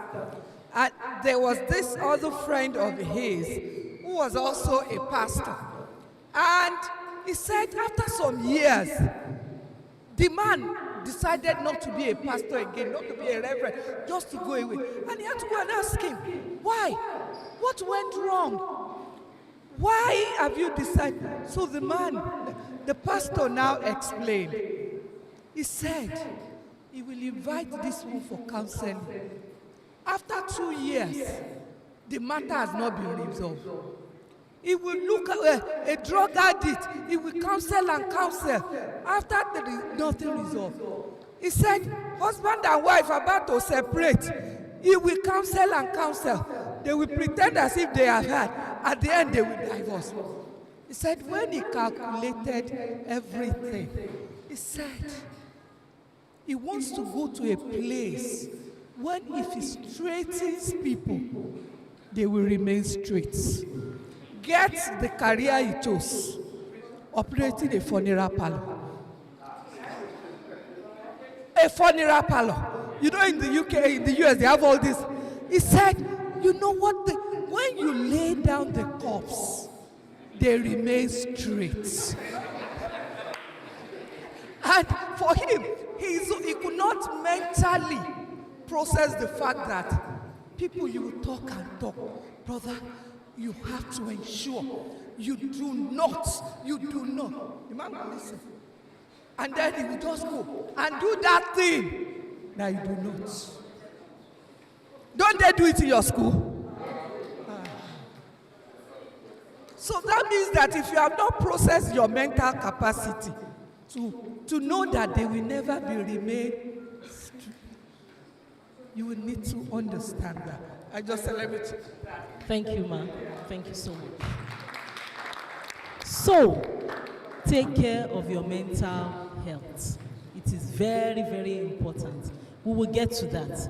Psychotherapy and self-care will go a long way as we embark on the journey of personal healing. What is psychotherapy? Look for a qualified counselor, a mental health coach. If there are things that you have bottled up, I would have showed you an experiment, but I didn't come with the apparatus. All I needed was a tray and something. When you bottle up things, you bottle up, and you don't find a way. You keep swallowing. In addition to what mommy said, Dr. Yinka Ogunde, you keep swallowing. As you are swallowing food, does the food stay in your stomach? What happens? You excrete, you digest and excrete. As you are swallowing the anger, I beg you in the name of God, find a constructive way to excrete it. If you don't excrete it, it will pile up in you, and one day you will go nuts. That could explain why a woman will take a knife and look at the husband sleeping peacefully on the bed. Remember 10 years ago, when you did this one, you stole my life, you took my career, you didn't allow me to work, you separated me from my family, you did this to me, you beat me, you did that, and everybody say, stay there, and I stayed there. I didn't go, I didn't reply you, I didn't talk, I didn't do anything. One just look at the man when they just kind of pent up emotions. What she should have been sorting out little by little. Please, if you are pent up, look for somebody to talk to. Look for a colleague to talk to. Don't keep negative emotions pent up in your mind. If you cannot talk, keep a diary. Today, this and this. Find a way to release the tension so that you will not do what you are not supposed to do. That is my 1 naira for you. Okay. Psychotherapy, that is it. Look for a professional. If you cannot afford a professional, look for a friend. Not the one that will go and table your matter in the market. Look for somebody to talk to or journal. Self-care for house parents.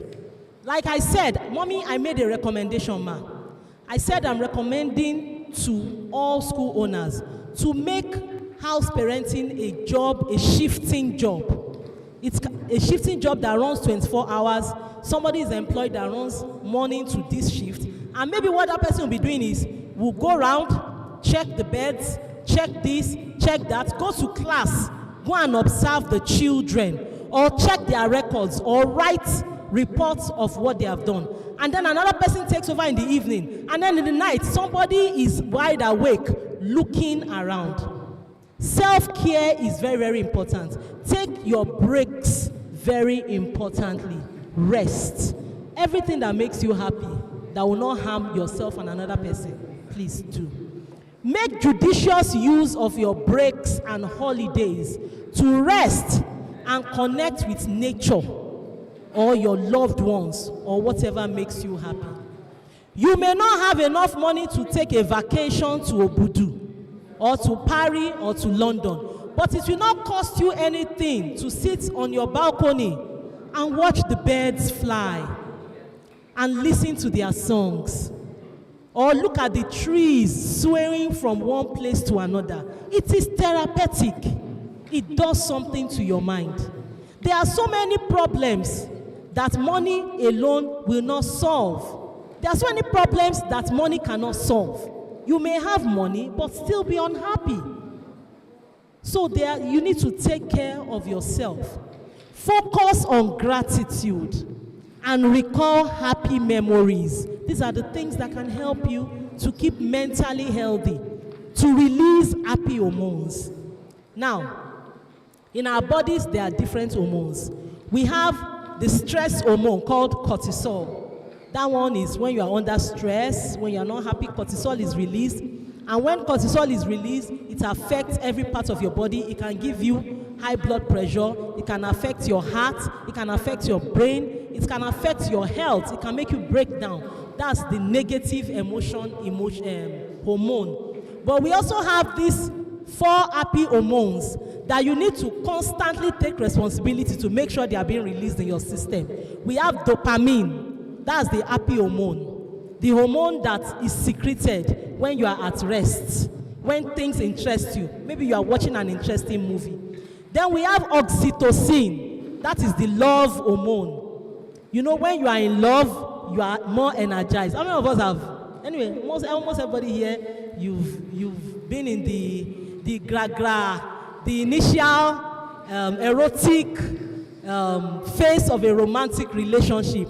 The time that you will hold hands and you will walk for miles and you will not know that you have walked because you are not tired. There is an hormone working in you.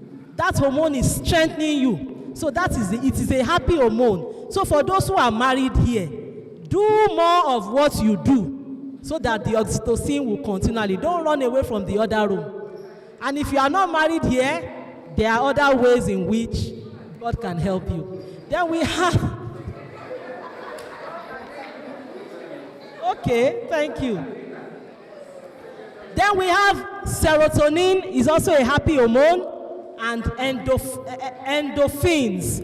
Those are the hormones that are secreted when you are happy, when you are at rest. So quickly, I'm going to be rounding off soon, but there is this activity I need us all to do, and it is not compulsory. It's not by force. It is only if you want to begin your journey of personal healing. That's when you can participate. It's not compulsory. If you're not interested, you can look away.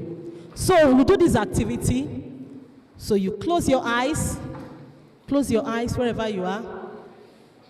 Now let me warn you, some people may cry, some people may react negatively. It's part of the process. Don't feel ashamed, just be yourself. Travel back in time. Travel back in time.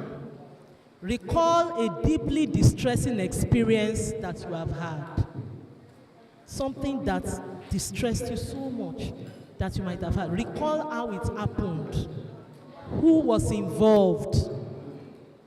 Maybe an accident, maybe something terrible that made you really sad. Try to recall it, every moment of it. Try to recall it. Try to recall it. Try to recall it. Try to recall it. Now, begin to tell yourself in your mind, it was not my fault. You can say that out loud. Say, it was not my fault. It was not my fault. And then all the people involved begin to look at it that if they knew better, they would not have made you go through that. It was not their fault. Now say, I forgive you. I release you. Now say to yourself, I forgive myself. It was not my fault. It was not my fault. It was not my fault. And begin to say, Lord, I thank you because I am over it. It didn't stop me. It didn't stop me. I'd like you to open your eyes. Open your eyes. Wherever you are, just open your eyes. If you can see standing, you can stand. If you don't want to stand, you can say the following affirmations. What happened to me was not my fault. Say it after me. What happened to me was not my fault. I choose to release everyone who hurt me from my mind because holding them will do me no good. I release you all. Leave my mind. Leave my brain. And as you speak, I'd like you to shake your fingers. Leave my mind. Leave my brain. Leave my mind. I detach myself and my essence from that experience. It will not hold me back because my future is bright and beautiful. I am somebody's solution. My world is waiting for me to bring answers. So I move on. Stand up wherever you are and take a step forward. Say, I move on. Say, I move forward. Now take a deep breath. Breathe out, everybody. Say, I exhale every trauma. Shake your hands as you breathe out. I exhale every trauma, tension, hurts, tears, and vengeance. Now take another deep breath. I inhale the peace of the Creator, the peace of God that He has put in the air that I am breathing. Say, I am happy, I am peaceful, and I am blessed. I will do better. Thank you, God. You can sit down. How do you feel after that? How do you feel? I don't know if we have enough time to go into all of this, but I know that the slides will probably be sent to you. These are practical steps. But quickly, I would like you to do this. I'm sorry, just a minute. This will not take us. Anyway, I will include it in the slides. Let me not take much time anymore. So, I'm done. Thank you very much. But you are still going to be with us because in the course of the conversation, we may be able to talk about this. Have you truly been, I don't want to use the word churchy, I would say, have you been blessed? Have you been able to reflect on your journey and make up your mind to do things better? Because that's the whole essence of what we are doing. You will see that her own session was really about releasing yourself. But there is an important part, a very, very important one. In the past, we did this. Yes, Sarah, you can still have your seat. So, because the practical session will. In the past, we did this. And I describe it as a trust bank.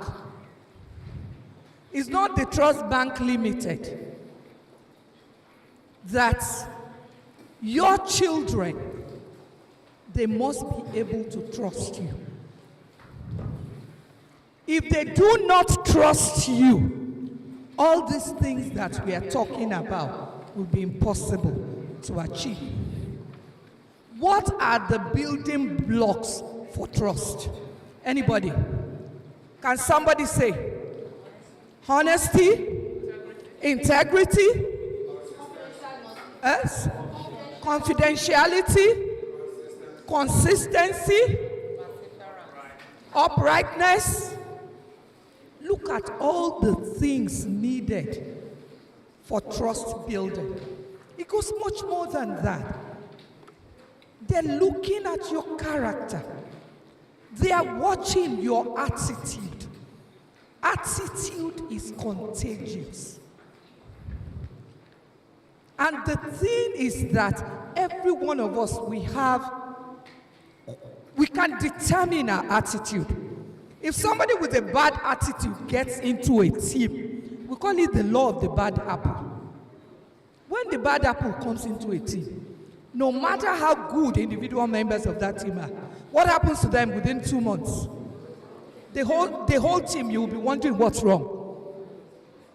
So that means that we need to ensure that we find a way of building trust. Because they are watching. You can't be one thing outside and another thing inside. Integrity is not something you show others. It is really how you behave behind their back. It shows who you are. It shows who you are. I used to know a principal. He was an Oyibo principal. That he will go behind the hall to have a quick smoke, hoping the students are not looking. Will you be surprised if the boys in that school begin to smoke? Because he thought they will not see him. They are the ones talking about it. That yes, we just go. Maybe the worst he can do is to wait till school is over. And to go and do that, but they will still. Also, you can't even come and tell them not to do that. We have seen all sorts of things, believe me. Believe me when I say this. Imagine, we are talking about pornography. You know, those are like the elephants in the room that we're talking about on that day, earlier.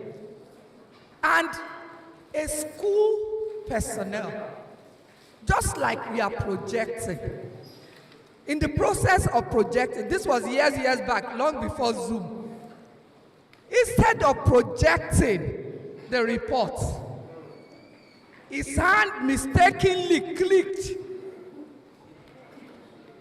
on real adult content, sir. Thank you. You can imagine adult content in front of all of us here.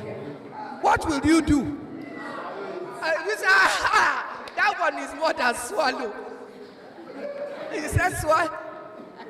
I'm sure that 50% of the people in this room, they will run away. Huh? No, or else I turn it into conversation. No, but you close your eyes. But what happens is that whatever I say about purity, it's off. Whatever I say about morality is off. If I'm talking to any child and advising that child, the child will probably use the word hypocrite for me.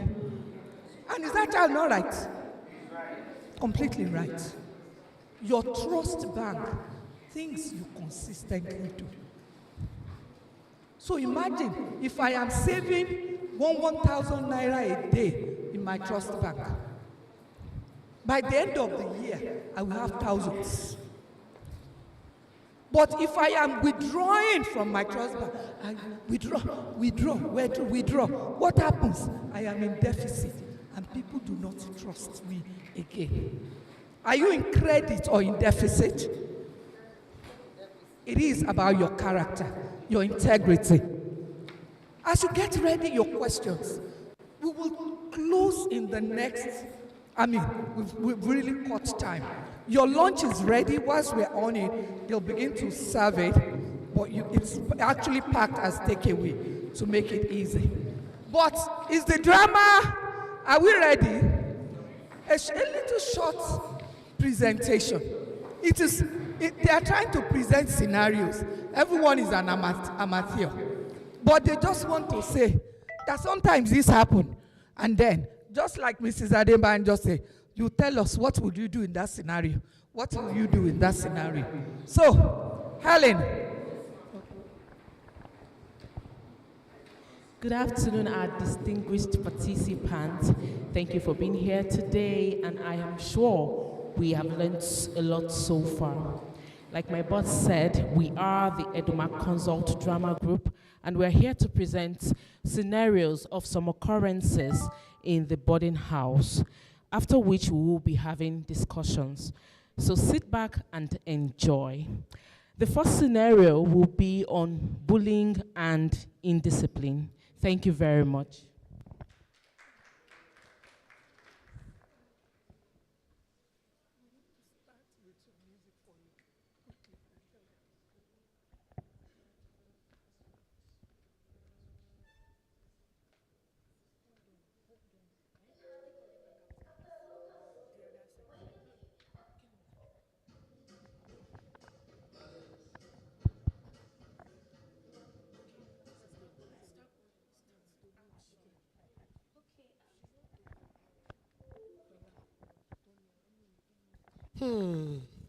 You know what?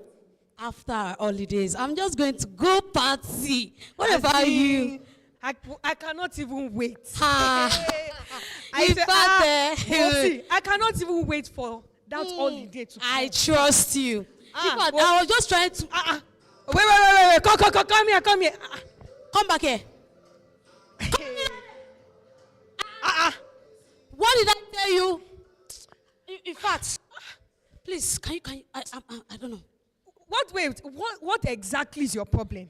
Because I don't even understand. What exactly? So you cannot greet. So you think because your parents are rich, you can just you can misbehave. You can misbehave. You can. Can you imagine? Every time I'm talking to you, you do what? So you will say you did not see us, Abi, we are too small. No, we are like pin now. You know you cannot see pin. We are like pin. So you cannot see us. Now let me tell you something. The school authority must not hear about this. Is that if I will need to punish her. Wait, Shebi, you have dirty clothes. Of course. Oh my dirty. In fact, all the ones that are not even dirty, I will pack everything. You will wash it. All the dirtiness in our life, we are the one that will wash them. Whoa, see, don't let this one just. Yeah, the school authority. Yeah. No, leave her alone. She just spoil my mood. Leave her alone, Jare. She cannot spoil my mood.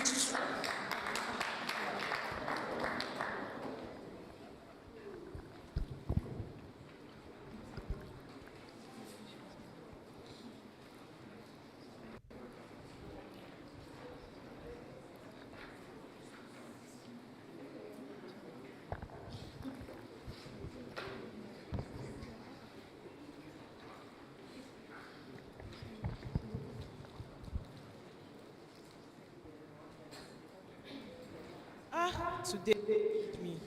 I can't wait to get to hostel because this is give.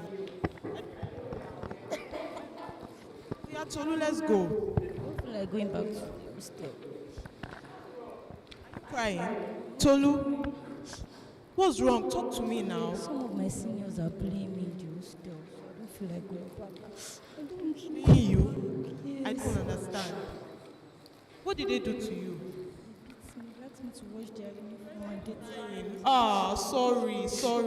Have you spoken to anyone about this? No, I'm scared. I don't want to tell anyone. You should tell Miss Davis now. Miss Davis. No, I don't want to. What if it gets worse and started treating me bad? I don't want to go. I'm scared. Anyway, you can solve this issue. You have to tell Miss Davis. Don't worry, I'll follow you. Let's go and tell Miss Davis. Hold on. Wait. Let's go to her office. Follow me. Don't worry, I will follow you. Yes, just come with me. Come with me. Let's go. Don't be scared. Let's go. See, if you don't report, they're just going to beat you to the end of this entire session. Let's just go. Okay, let me carry my bag.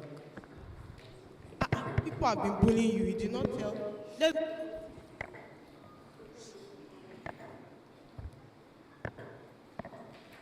Let's go.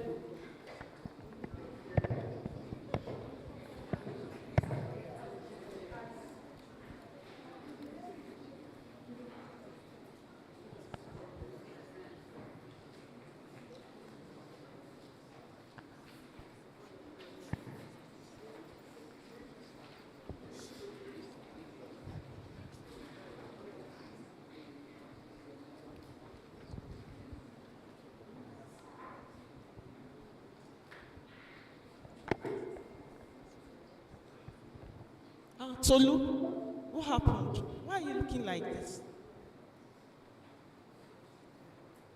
What? Who?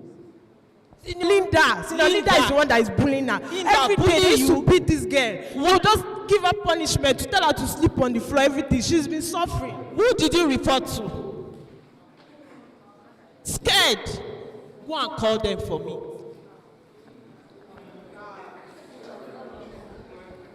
Yeah. Sinopingpe, they are calling you. Miss Davis is calling you. Miss Davis said you should come to our office.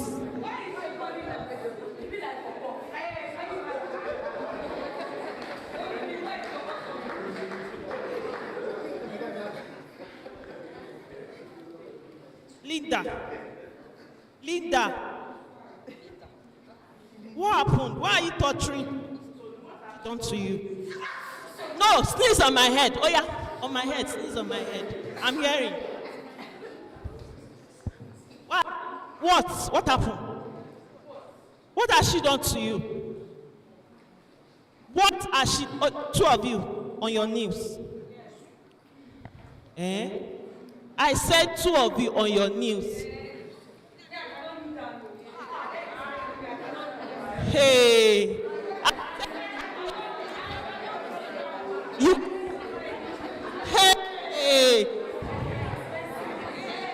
you are making me lose it. In fact, I'm losing it. I will lose it out of you. I will lose it out of you. I will lose it out. News. Can you see? If I beat them now, I'll start trending on social media.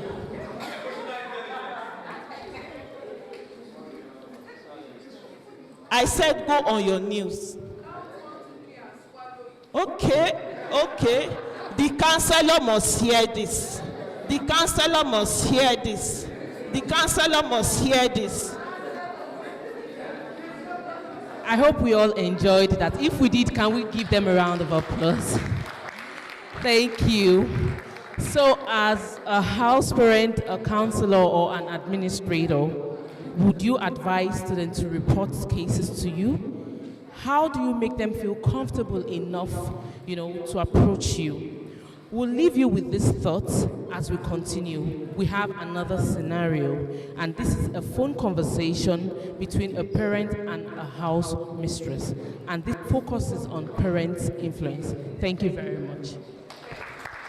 Thank you. And there's some things I want you to also note.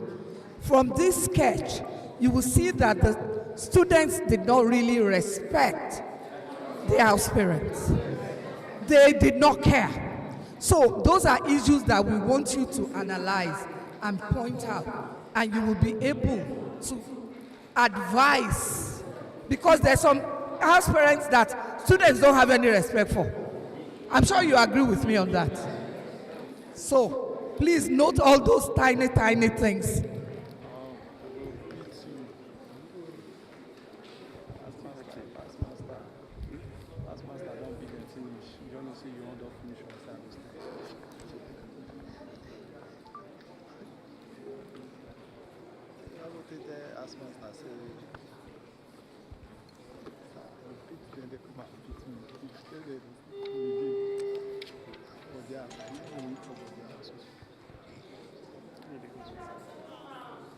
Hello, good afternoon, Miss Davis. Good afternoon. How are you? Ma. How are you, ma? How is the family? Well, we thank God. How are you too? I'm doing good. And you? Fine. Oh, ọmọ mi ńkọ́?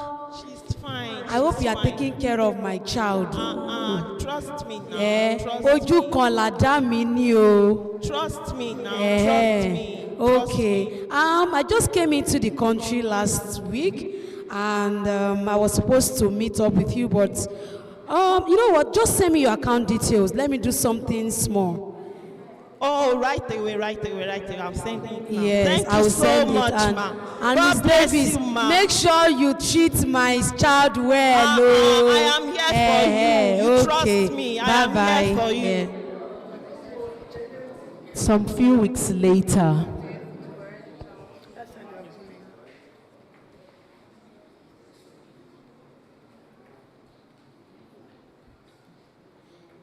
Hello. Good afternoon, Miss Davis. Good afternoon. How are you today? I'm fine. I just left the office. Hope all is well. How is my child doing? She's fine, but I have an observation, ma. I don't know if Okay. you are aware. Itunu likes getting close to the girl child. I don't know if you are aware of that. Itunu ṣàfẹ́ disgrace family ṣá. Miss Davis, please. I wouldn't want the school counselor to know about this. The counselor, the authority, I don't want them to know about this. I will come and see you personally. No, it's going to be difficult for me, ma. I have to tell the counselor, please. I have to tell the counselor before he gets out, and you know what the school authority. Miss Davis, you know that my child is your child. You will not want to, make it private, public. When do you intend coming?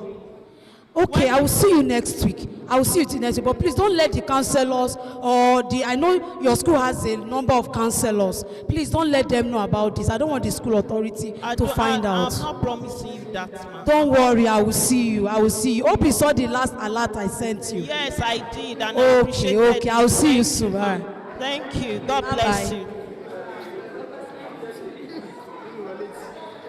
please can we give them a round of applause? Thank you very much, sirs and ma'ams. Okay, from what just played out, do you consider it ethical to receive gifts, whether in cash or items, from students' parents? And is your loyalty to the school or to the parent? That will be the end of our drama. From the EduMac team, where are you? From the EduMac drama team, we say thank you for watching. Thank you very much. Please, clap for them in their school uniform. They even did, normally we try to put you in groups and then give you all this as case studies. But this time, they just say, you know what, we just try and put up a little thing and so that people will have something to discuss. Thank you for clapping for us. You will note that they have raised about 3 or 4 things. The issue of bullying, then the issue of respect. They've raised the issue of backhand, the ethical, and then they've raised the issue of non-report, process of communication with the school authorities. Let me invite Yosola and Sarah to come and handle this. So, this row, give us a speaker that will speak on bullying, give us one that will speak on ethics of receiving gifts, and disrespect, discipline, and then parents' influence. No, parents' influence is the last one is about the reporting lines, not telling the counselor, not telling anybody.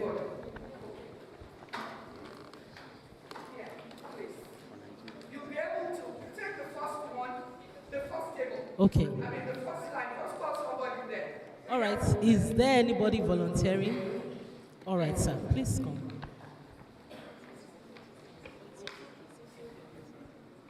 Thank you very much. My name is James Emmanuel, and I'm from Alifield School. Alifield School, Maryland. This case of bullying is one of the topic that we are going to treat the first Saturday after this midterm break.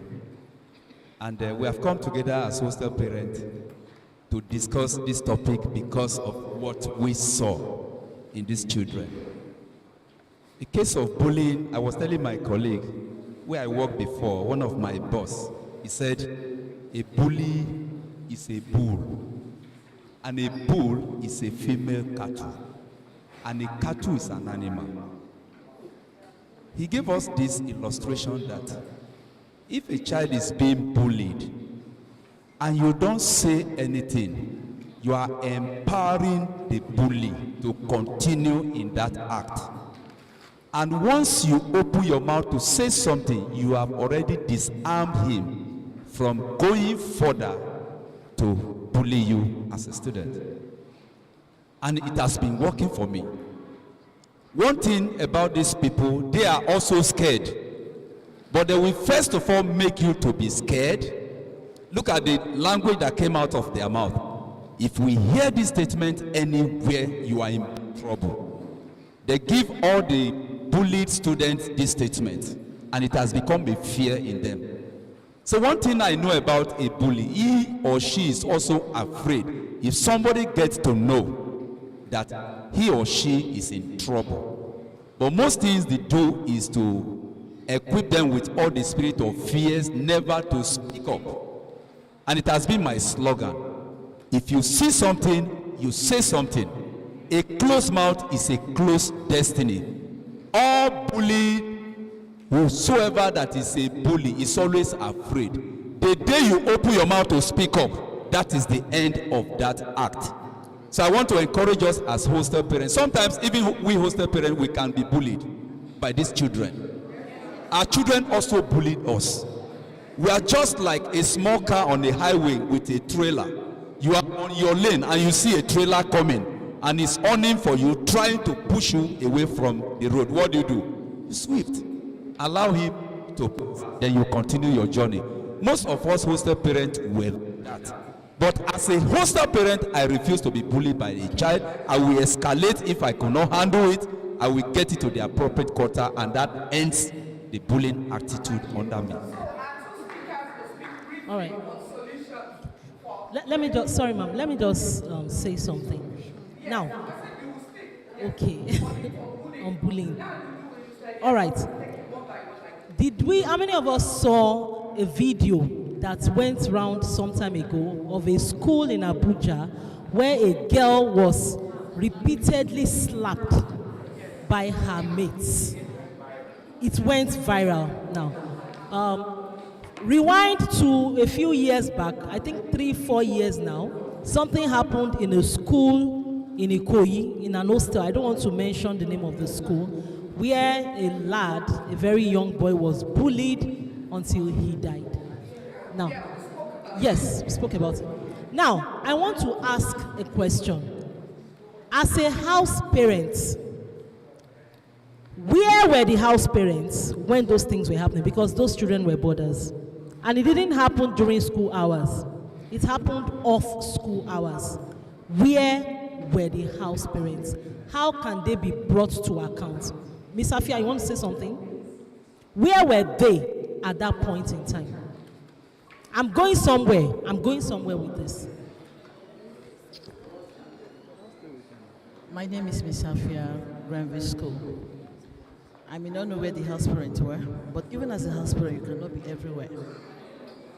Now, there's something that we taught our students. I'd worked previously in a full boarding school. Now we discovered that some of the students could be called into the senior dorm, and they could be what? They could be bullied. So we taught our students that if anything like that happened, because they could be in the midst of their mates, one person should come and report. Let the student, one person should come and report. And they were doing it. They were doing it. In fact, there was an incident that, a student just came up to me, called Miss Afia. They've called somebody. I moved. Lo and behold, getting into into the dorm, I discovered the girl was kneeling down. And then the seniors, they were all around her, beating her, eating her. I got in. And then another thing that we did was that when such things happen, you make the junior student to know that they have your back, yes, they have your support. Let them have that trust. So it is not right. We cannot allow the senior to give the impression that they can do anything and get away with it. So even when things like that happen, what is the consequence? There should be consequence, to every action. Can I make a few recommendations? All right. Can I recommend that, whatever should be done at all should be done well? Can I recommend that the use of security cameras should be beefed up in our hostels? And the people that will have access to watch these cameras will be the house parents, because they cannot be everywhere at the same time. Cameras in the dorm, cameras in the bathroom, cameras, don't say why cameras in the bathroom. Of course, the house parent for a female hostel will be a female. And can I also recommend that we plan our activities and our routines such that we have frequent contact time with the children. When I was in the boarding house, contact time between students and house parents was very, very minimal, and a lot of terrible things went on. That is why UNICEF says that you do not leave children unattended. Anybody below the age of 18 is still a child. No matter what you tell them, report, don't report this and this, they will still do what they want to do. But if they know that they are under strict adult supervision, to an extent, it will curb them. So we can actually plan our routines and our activities such that our contact time with our children in our hostels will be more, other than only during inspection. We can plan activities such that we'll have frequent contact time with them and the use of our cameras.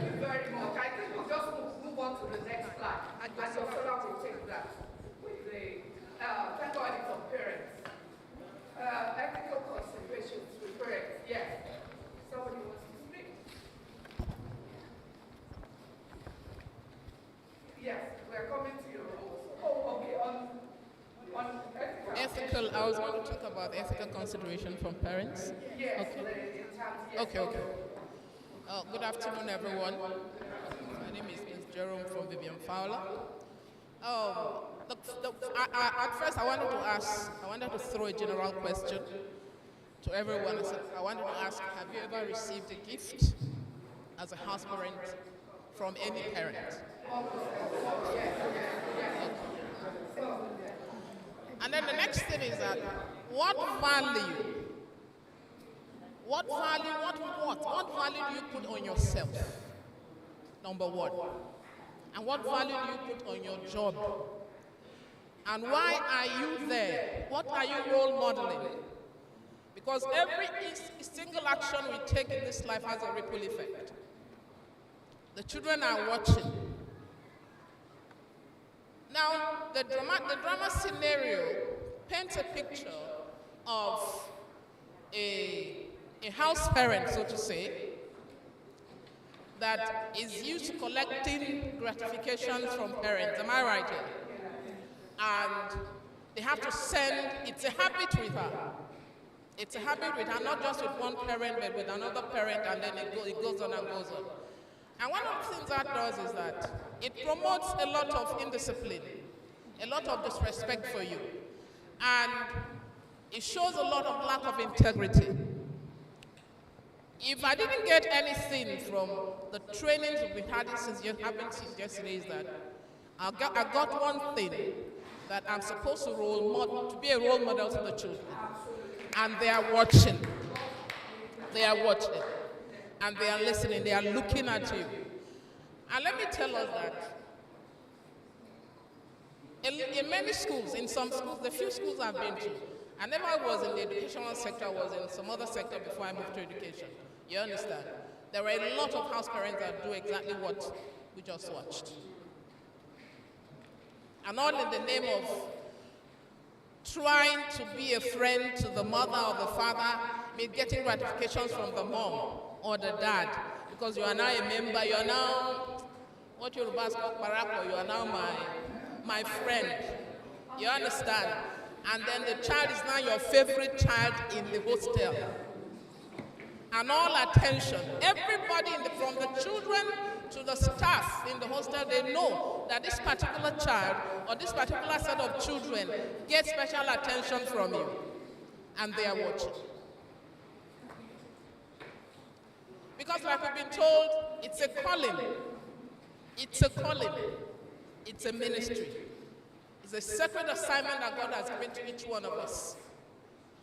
And each time I look at the child I'm looking at tomorrow, each time I look at the student in the class I'm looking at tomorrow, and what I model before that child, if I do not take time, it's going to speak for the tomorrow of this country and the generations to follow.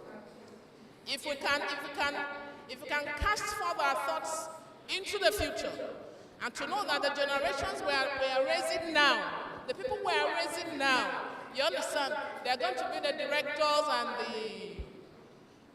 whatever they are going to be tomorrow, do you understand? In the next 15, 20, 30, 40 years, they are going to be the governors and the presidents and the directors and the managers and the school owners and all the rest of them. And whatever you see them do, whatever they see you do, that is what they are going to role model, unless by a stroke of God's mercy, there is an intervention in the somewhere. Okay. And so, yes, parents once in a while, they want to show gratitude. I've had, in the course of my job, I've had parents, I've had parents more than 5 or 6 times whisper into my ears and say, just give me your, sorry, I'm a drama teacher, okay? Just give me your account number, let me send something. Not once, not twice, not thrice, not four, not 6. And I said, no, that is not my style. Or now they squeeze some kind of 2,000 in their hands, and then now push it into your hands. Say, go and buy recharge card. Is that your worth? Is that my worth as a person? You can't afford to buy recharge card, and that is degrading. They grade you in their minds. That is how they place you. Just give out some money for a recharge card. Our child can go free, commit anything in the hostel or commit anything in the school, and the person will just go free. And it is not acceptable. I thank God from what, okay, sorry. If you leave me here, I'll keep talking and talking, okay? So we have the responsibility to the living God, a responsibility to our conscience, a responsibility to the children, a responsibility to the parents, and to the school that employed us to role model what is right when it comes to collecting stuff from parents. Okay. Parenting and gifting. There's something we possibly may have not said here. A lot of things some of we speakers are throwing at you is not of your preview. True or false? There's a limit. There's a limit to how you can affect your school. True or false? Please talk to me. Let me know if I'm losing it. Yeah? Am I correct? But at the same time, I mean, okay, it says that nothing should get you afraid. Or I'll use another proverb like my friend will say. Talk to me about meaning if a man sees a snake and a woman kills it, don't get bothered about the gender of who killed the snake. The point is, the snake did not run away, right? Or the snake, because if the snake ran away, it will bite another person. And you're not sure it may be your child that snake will go and bite. So, on this premise, I'll say this. I'm not throwing it to us like we're the school that should be 100% in charge of everything. But again, we are the school that should be 100% in charge of anything. Am I communicating?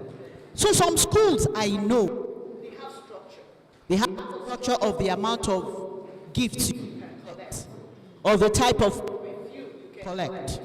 You know, when somebody is giving you a perfume worth $10,000 and you are not Davido, you should start asking questions. Or somebody says they love you so much, they are giving you a car as a house parent. Even you yourself, you start wondering, where is this car going? So some schools have structures, but with schools that don't have structures like that, take responsibility of that structure. You know, when my sister was talking, it may look as if she's talking above her head, or it may look like, hey, Vivian, they don't pay me well, so why would I make gifts? She just said what the truth is. Whenever you give gifts, whenever you accept gifts from we parents, and I'm talking as a parent, at times you define yourself. And you mess yourself up. In the sense that, and you know now, we even have these Gen Z children, that they will open their mouths anyhow. You know, say, I should be my dad, sends you 10,000 every month now. Or they will not even tell you directly, they may tell all their friends. So all students in the school know that their dad is sending you 50 kobo or 10,000 or recharge card and all that. So said that, guys, we need to define our price and hold things for ourselves. Now, what do I mean by that? If you are in some schools that approve gifts, some schools don't. If you are in schools that approve gifts, that means you need to grow up to the point that no matter what gift you take, or more you misbehave, if parents, it is the student, they don't like their parents getting close to that house parent. Because the day their parents knows that house parent, the day their parents start giving that house parent anything, that's the beginning of the end of their misbehavior. If every child behaves, that house parent will be the first. Okay. That house parent will be the first to tell their parents. They don't want their parents to be close to that house parent. You can be that house parent. You can choose to be that house parent. Then, so on that ethics sense, you can choose to be that house parent. Don't sell yourself cheap. Not for any amount of money. You know, remember what said when she said she approached somebody in a religious setting. Remember what she said? Tomorrow somebody's going to approach you for nonsense, and they're going to just spoil your name like that. You can't afford to do that. So that's what I sincerely will say. I'm a parent. Some parents will even talk about what they give and chipping you like anything. Let's handle that. Then, Auntie, please, I want to say something on that bullying. It's not only seniors that bully juniors. I moved my child from a school because his classmate was bullying him. And the way the school handled it, my husband and I did not approve of it. And we had to move our child away because of that. So that one is a difference. So it's not only seniors. And then I want to drop about security cameras. Some schools will not approve of security cameras. Because in the security world, it's actually not right for you to put cameras in people's personal space. You can't put a camera where I'm going to be dressing up. It's not done. So we need to find out strategies. And I want to drop something fast. You can go back. No. You can go back, right? Don't just let this be a training. I want to suggest, whatever you've learned, you can do a presentation, just one page. If you need help, I can help you. Just one page, and present it to your school authority on things you think we can do to move to another level on things you think we can do to move to another level. Do a presentation or the lessons you've learned and try to do it tonight or drop some points tonight. If you came from a school that you're not the only one, both of you should come together and come and drop some strategies on what you think we should do. In that, like in house parenting, in gifting, in all that kind of stuff. Thank you. Thank you very much, Yosola. And on the two other issues, because of time, we'll just tie it together. And maybe you just comment on that. I think it's on discipline. And what did we assign to the last? Respect and then discipline. We just quickly do that together.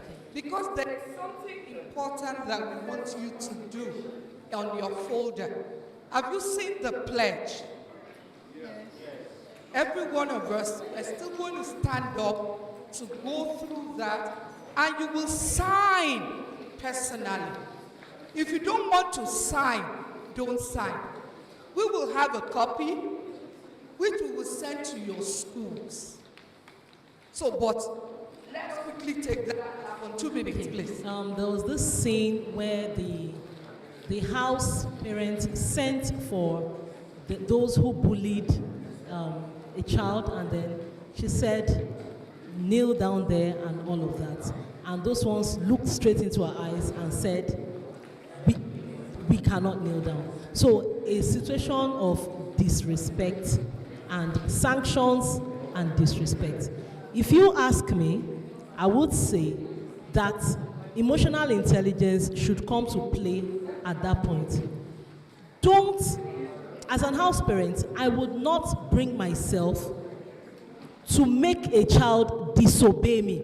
Now, there was this video that also went round. It was a school in America where the teacher was talking to a particular student. I don't know what the student was doing. Maybe she had a device, and the teacher is saying, put that down. And then the child says, I won't. And then the child says, put it down. And there was this confrontation going back and forth, and at some point, the child slapped the teacher. Yes, the child slapped the teacher. I feel that emotional intelligence was not employed by the adult in that scene. You don't confront a child and begin to go back and forth. He or she is not your mate. On that scene, what I would have just said is, kneel down. I can't kneel down. You can't kneel down. Okay, go. The child will not go. You'll be afraid. I said go. Ah, please, ma. So in your mind, you know there's probably nothing you will do after that go. But you need to carry that air of authority, and it takes a lot of emotional intelligence. I said go. Okay, I'm not going. I'm sorry. Okay, I will kneel down. This thing calls for, where I come from, they said what the elders used to eat, akamu, is under what? It's under the leaf. So a lot of emotional intelligence you don't need to argue with a child. There is no need. You are just complicating issues. One word is, okay. It means a lot. So it depends on how you carry yourself. It's still a matter of emotional intelligence. Okay, thank you very much. I think he wants to quickly speak. Yes. 1 minute. Sorry, I don't really want to take your time. My name is Aloysius Obdimu. I was in the dormitory for 8 years, got married there before, but presently I am the vice principal in charge of academics. It's about that scenario. What, the house parent, how do you see yourself? There is this legal maxim, nemo that quod non habet. You cannot give what you don't have. If you don't have discipline, you can't give it. I would tell a child, kneel down, and the child will look at me twice. You can't. You can't. Excuse me. Excuse me. I have one of the vice principal at Caleb seated there. There's a vice principal at Caleb seated there in charge of, he's in charge of the student welfare. We work together. Mr. Marcos is seated there. That's Mr. Marcos. That is Mr. Marcos seated there. That is that's the vice principal in charge of boarding house in Chrisland. They know both telling you to kneel down, and you tell me who are you? Who are you? Because when they know that you don't place value on yourself, when you have already belittled yourself before the children, when one thing or the other has made you bring down yourself, at times things would happen. Other teachers would pass and say, Pastor would come, or your children are misbehaving there. I say, why didn't you correct it by yourself? By the time I step in there, I won't talk. You look at my eyes, then in fact you will run. Please know how you know what you want, so that you know how to go about your job, so that there will be no trouble. Thank you. Thank you. I think that when the team lead in Vivian Fowler, she came out. You remember what she said? What is the worth that you put on yourself? Is that what you also wanted to comment on, sir? On bullying, okay. I will give you 30 seconds, very, very shortly. The thing is that, what worth do you place on yourself? Look at the confidence of that vice principal. He said, who are you? He has not taken money from your parents. He has not taken gift from your auntie. They have not sent coke to his house. They have not eaten your food. He can stand integrity. It is something we need to evaluate, the worth you put on yourself. Whether you're going to sit down with the school, even as a school, all the teachers, every one of us involved, there must be a process. Yes, Nigerians, we're used to, let me appreciate them. Some will even come, excuse me, ma, how can we appreciate them? How can we appreciate them? Appreciate in quotes. Whether you are going to adopt a model, there's some hotels and there's some organizations that do that. Any gift you want to give, you put it in the school. You send it to the school. And you put it in a pool. At the end of the term, everybody will share. So you need to develop what suits you. So 1 minute.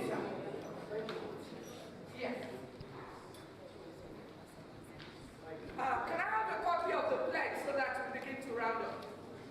Good afternoon. My only contribution is just, my name is Joseph Osho from Islam School. The area I want to contribute is just on the bullying issue. From what I heard from the contribution of others, I guess some of the buildings we are using for hostels are joint buildings. But if just a way of resolving some part of the bullying, the unions can be separated from seniors, especially the hostels. We don't have, in my school, we don't have them together. Year 7, definitely, year 7 you have their own block, year 9 you have their own block, year 10 you have their own block, you have their own block, year 12 you have their own block. So it will be very, very impossible, except in the classroom, and the teachers are all around, except, in fact, juniors are not allowed to go to the seniors in the hostels, and seniors are not allowed to go to the juniors in the hostels. So the issue of bullying in the hostel, you might. I think there might be a way out. Thank you. Thank you so much. It's good to hear from colleagues so that every one of us will be able to share best practices and ideas. 10 seconds. Sit down, don't worry. Sit down so that we ensure that you do 10 seconds.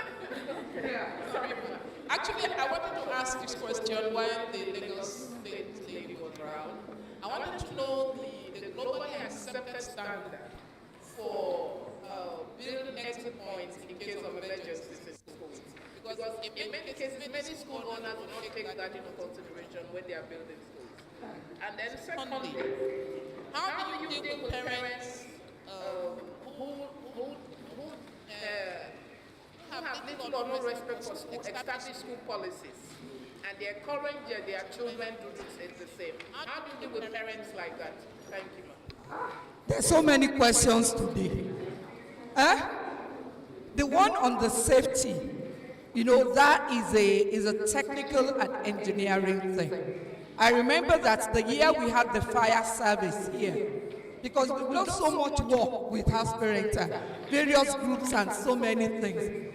You can see we can't bring all of them on the same day. Imagine safety, fire service, Red Cross, it will be an overload. So they were the ones that were talking about all the exit points, what you need to do in case of fire, what are the first reactions. So I think that it's a very technical one, and we hope that when we have another thing, we have professionals on that. Okay, my young lady, I say young lady, okay, come. Also ask the second question. The second question was on Parents who do not respect established school policy. parents who do not respect established food policy. Your solar 1 minute, your 1 minute was 1 minute. Okay, but let me take this first.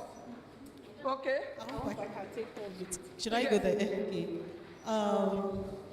When I said counseling students and the child didn't get it, and didn't get a feedback that I wanted to, it was a case study of a child in my previous school.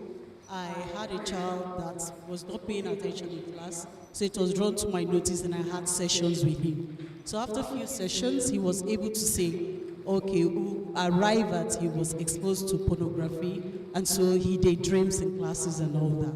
So we're working on that. He came, he said, what you said, I've applied them and I think I'm good. I said, oh, just like that, in my mind. Just like that, he said yes, that is good, he has stopped. He tried it and he has stopped. I said, okay, but we'll still see. A few times later, he said, okay. Then the maths teacher, result came out and it wasn't favorable. And I went to the maths teacher because he did poorly there. And I said, this boy has been like this, please, what could be the problem? Then the maths teacher now said something that really was shocking to me. Even to now, as we're about to say it, when you mentioned the LGBT, the maths teacher said the boy has been approaching him. The boy has been approaching him stylishly, directly, and all that, and he's been ignoring because he doesn't even know what to do. Toasting him, toasting him, taking his body, going to the teacher and all that. Really toasting him. And the shocking one that got me, was when the man now said that called him that my son has been showing interest in you, why are you not responding? The boy's father called. And I was shocked. So I didn't know how to approach that particular case. I was dazed. And then at some point, another time, the father called. He brought the call to me. Now listen, let's listen. And the man was saying, he's good. He's a good boy. He will take care of you, all your needs. He will meet it. So why are you not? That is the boy's father. And then I didn't know what to do. At some point, I invited the boy. I didn't know he was now, as a madam, I could read that. I've told you to stop, doctor. I've indirectly told you to stop bothering me, so I paused there. Not too long, I left the school for somewhere else. And then recently, I just saw the boy. His picture just popped up again on my Facebook page, and I screened, and then I noticed that that should be like 7 years ago. And then he's like full kind of all the LGBT. I was like, hey? So not even one of the sessions that we had even worked. So that was why I was now worried. And recently I've been like, so what do I do? Did she not try? She counseled, she did everything. But you can disconnect the home and what was going on in school. The school was trying to correct, the home encouraging, and he was pushed to a place where he was most comfortable. This shows us that things beyond our imagination, we see boys approaching teacher. We see the girls approaching teacher. We see both of them now at same. We see them approaching same. Our teachers' training programs will need to be different.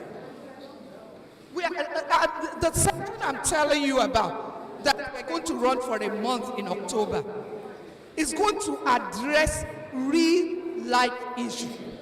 There's no school that must not send their teachers. There is no school. It's not going to be a physical thing, but we will engage on practical conversations. Practical one. If your colleague is toasting you and both of you are married and your students know, are we not having affairs in schools? Yes or no? Teacher to teacher. Is it not there? So, Yosola, 1 minute question on the one that I think it was related to parents breaking school rules. Parents breaking school rules. I was telling my colleague, Mrs. Sarah, some conversations that we're having, like saying attitudes, all these things, that there's no way we can measure it. There are ways we measure it. I write frameworks on how people measure it. Schools measure it. It's measured and we put it in their curriculum in a way. For example, some ways, some of things that I've seen that have been working, demerits, and there's a way it gets into your whole program. So you can even be the best academic student, but you're not the best behaved student. And there are ways how those things are measured. There are different ways. Outside the country, we do things like labels. So you get stars, you get all those things. You're moving around the school, everybody knows this is one of the best behaved children. Now, moving on, how parents that do that. With all due respect, I think the highest you could, your own confidence and your own respect. And as she was saying, that's why I say we need to do trainings outside our school. We need to learn how you can be calm in the midst of complete rudeness, complete madness. I have gone to a site before, and my customer was breaking windows. Like, this is madness. And he turned back and said, "You are still there, you this small engineer." And I was really small, I was 22. But later, we need to learn how to do that. So when parents are being very rude to you, you should be able to keep your calm. Especially if your school has something structured. With all due respect, if your school is not structured, that parents should not disrespect you, I don't think you should be in that kind of school. I don't think so. So you need to grow yourself to that level that you are in those kind of schools that they know parents well. True life story of my children. One Oyinbo stood up when she had come back from America and was talking. The teacher talked down on the house parent. Pinch her. Fellow parents were trying to pinch her and say, "Hey, be careful." The next PTA, she wasn't there. Plus, she and her son, they have gone. So we need to find ways how we are able to be calm in the midst of that, and then ensure the school has processes for that. So that child will also be very. In fact, it's the child that will tell mommy, "Don't come here with your wahala, because I'm going to be labeled." And there are ways schools have that. So if your school doesn't have it, there's a way you can suggest as a house parent to allow that to be put in place. And if your parent is consistently going against policies, there are laws to it now. With all due respect, there's a school. You don't pay fees. School, so it's not any miracle. Your child will be at the gate. Your child will be at the gate, and there's a date for it. No reasons. Your child comes late to school, day 1, day 2, day 3. They are, So ensure you find a way, recommend it to your school, and then let the school have it in the structure. Then you as a person, we need to grow to the point, you're able to keep your calm. Auntie Inka showed one video. The lecturer had his hand like this when the girl was misbehaving. That was complete, you just say things emotional. You need to read it, go through some sessions. Let us do some practical sessions for you. The guy had his hands up, and that's how the narrative changed. So you need to be able to control your emotions. It's not that a parent will come, hit you one side, you two will hit 2 sides. But I will quickly explain. When you see that this parent looks a bit, not too many people are okay. When you see this parent is not looking okay, as the person is talking, you two be taking 2 steps back, be taking 2 steps out. So before she's able to, she or he, I'm sorry I said she, the distance is a bit far. And you too, you'll have done some intelligence that she possibly jumps and falls down, or it's going to be very obvious that both of you are not going to contact. So that's what you can build on yourself, so that you're emotional, you're able to be strong. It's not that she gives you 1 in 40, you two, you return 2 and say, I'm not an idiot. Nobody is going to be on your side by that time. So you should be composed, and then we should be smart. When a mad human being is meeting you, sorry using that word, even you yourself, you should know that, this is not the time you want to prove that you are a parent. You will, be careful. Then number 2, your school should be structured that those kind of getting against policies, there's a structure for it, and your child, in fact, is even aware. I mean, the children of the school are aware. And then there are structures that you can build. Those things are dropped, your child gets the demerit. Yeah. In a private school, in Lagos, one of the private schools my children went, if your child school, 3-year-old child that's in my head, I thought did not understand everything. And Mrs. Griffith. Thank you. Mrs. Griffith, you tell the child, why did you come late? The child is going to get punished for coming late, a 3-year-old child. Next time, my daughter is waking up, she screams, my sandwich, I can't be late. They take personal responsibility of not getting late. So there's a way we should build things inside structures, and you will see that, you will be the one that will stand for it. Thank you so much. From a parent's perspective, one thing is clear to me now. One day physical is no longer enough for this program. I remember the reason why the 3 years ago or 4 years was so good. We had it for 2 days. We had it for 2 days. On the second day, that was the day we made T-shirts for all the housemasters and moms. So they had on the Transforming Lives T-shirt. I think that's actually what we should now do. This one day, so much to pack. No little time for questions. But nonetheless, I want us to rise up. Please rise up. You remember the Lagos State lady, when she was here, she did a little exercise. Mine will be slightly different. Can somebody come and help me with this microphone? Okay. Just stretch like this. Yeah. Stretch your hands. Turn it up and down. This way, this way, this way, this way. Yes, this way. Oh yes, we are all touching each other. So, but this one it might be a bit. I wanted you to do like this. Yeah. It has with long extension. Like this. Yeah. Up and down. Okay. Aha. Another thing I want you to do is just do like this at the back. Yeah. At the back. Oh, yeah. Yeah. It's supposed to be for 5 minutes, but that one we will just do 60 seconds. That we are done. Okay? Yeah.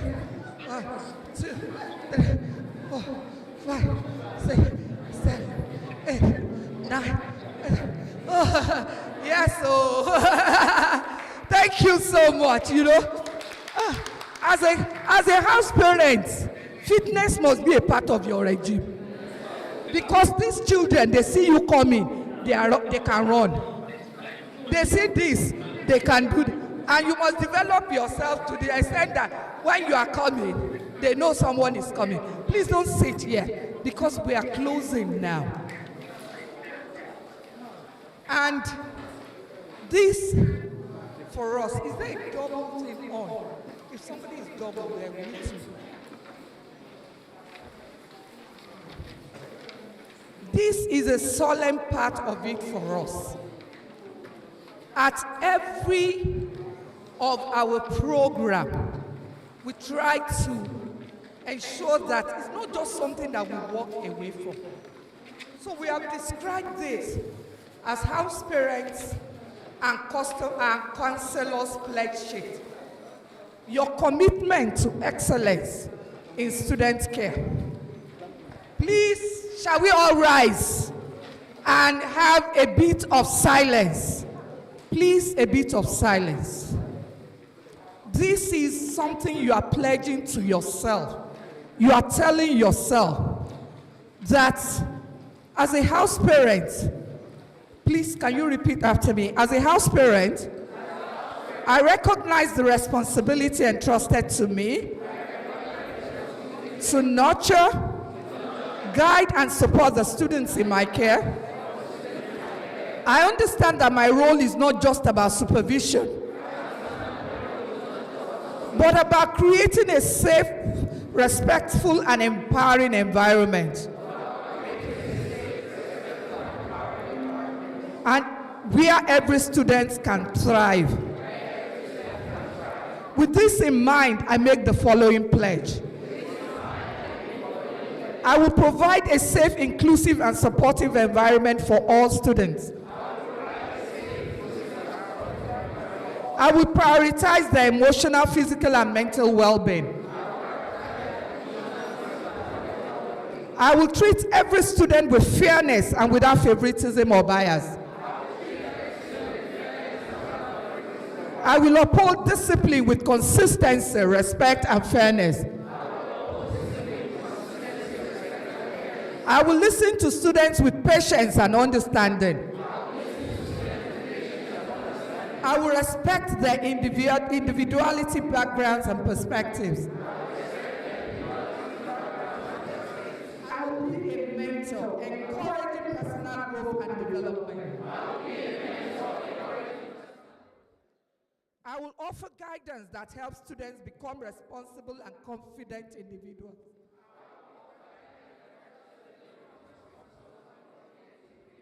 I will collaborate with school leadership, parents, and fellow house parents to ensure the holistic development of students.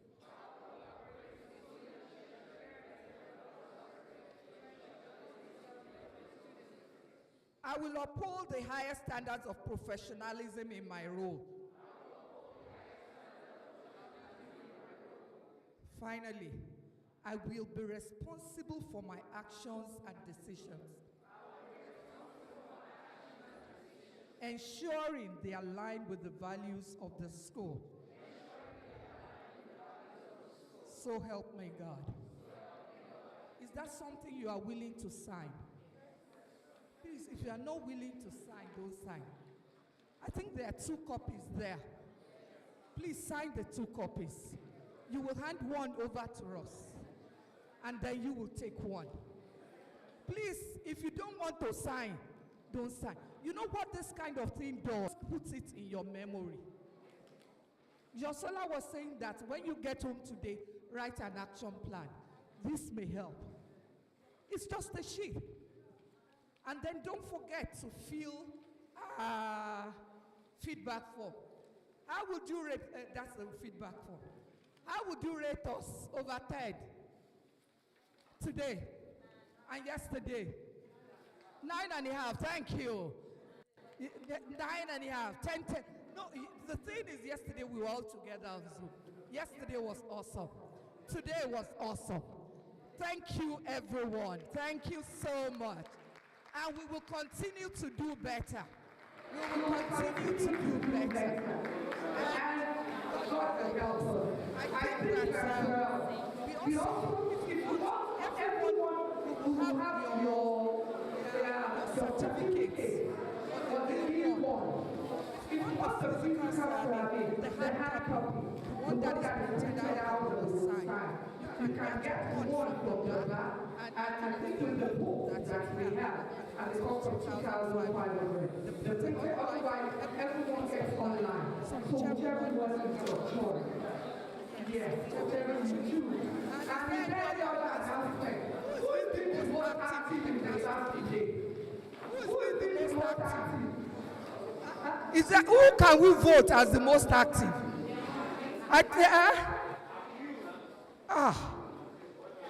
We have this gift for the most active. Who do you vote as the most active? It's me. Who is the second most active? I think the...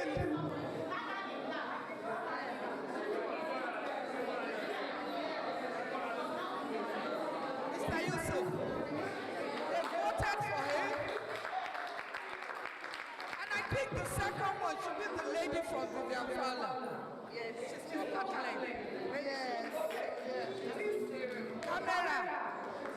Where are the photocopies?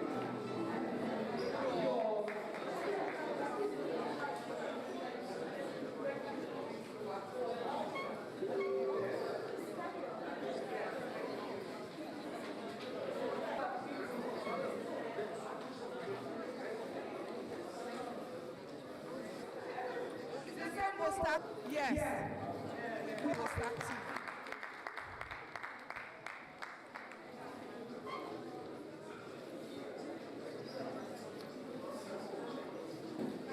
Thank you all for coming. And have a wonderful, wonderful, wonderful rest of the day.